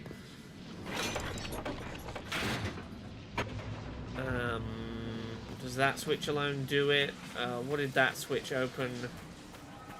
That switch opens this gate, so we can get over here and turn this wheel.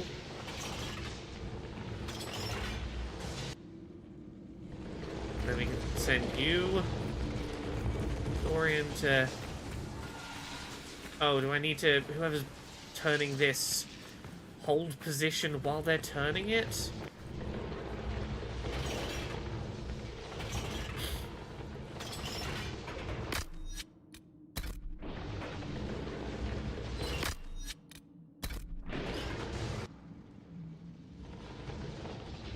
No. Okay, so what I need to do is...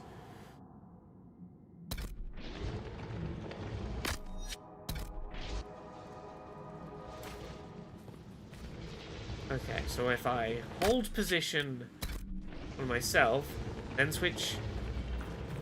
No, hold position!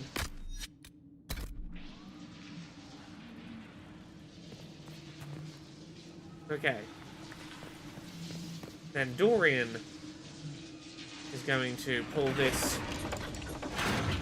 3 time... Oh, no, it's over there, so we...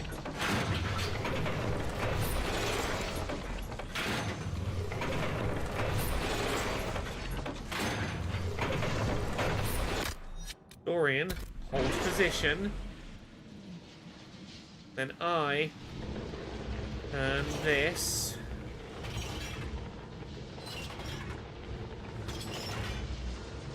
Or you fire. Did we do it?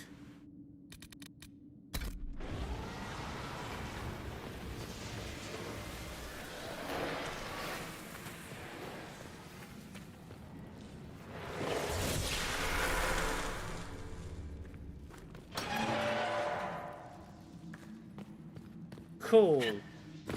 Cool. Did it.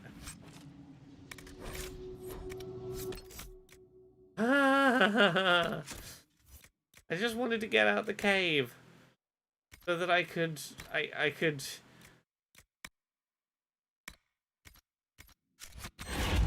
find a convenient place to stop. I want to find a convenient endpoint, and this was not the one. Let's leave the cave.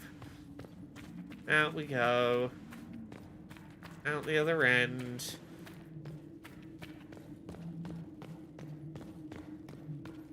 Oh, there we go. Yeah, out. We are through.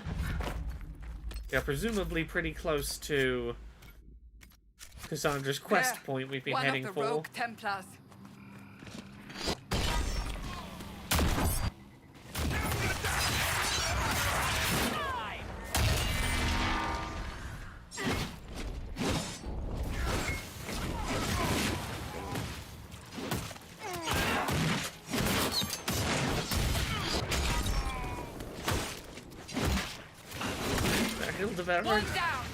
Hildebrand. Sir Hildebrand. I remember Sad Sir that it Hildebrand came to coming out. this, but at least it is done.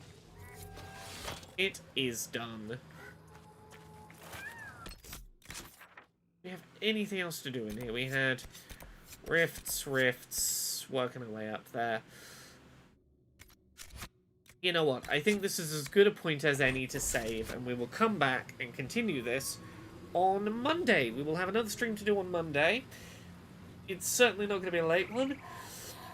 Because at like 3 AM Tuesday morning, I've got to go get a taxi to the airport for Gamescom, so it's not going to be the latest one. As a reminder, I will not be streaming Wednesday and Friday of next week, but the following week I will be done traveling. I will be back to Monday, Wednesday, Friday streams, but we'll get at least one more Dragon Age stream in before Gamescom.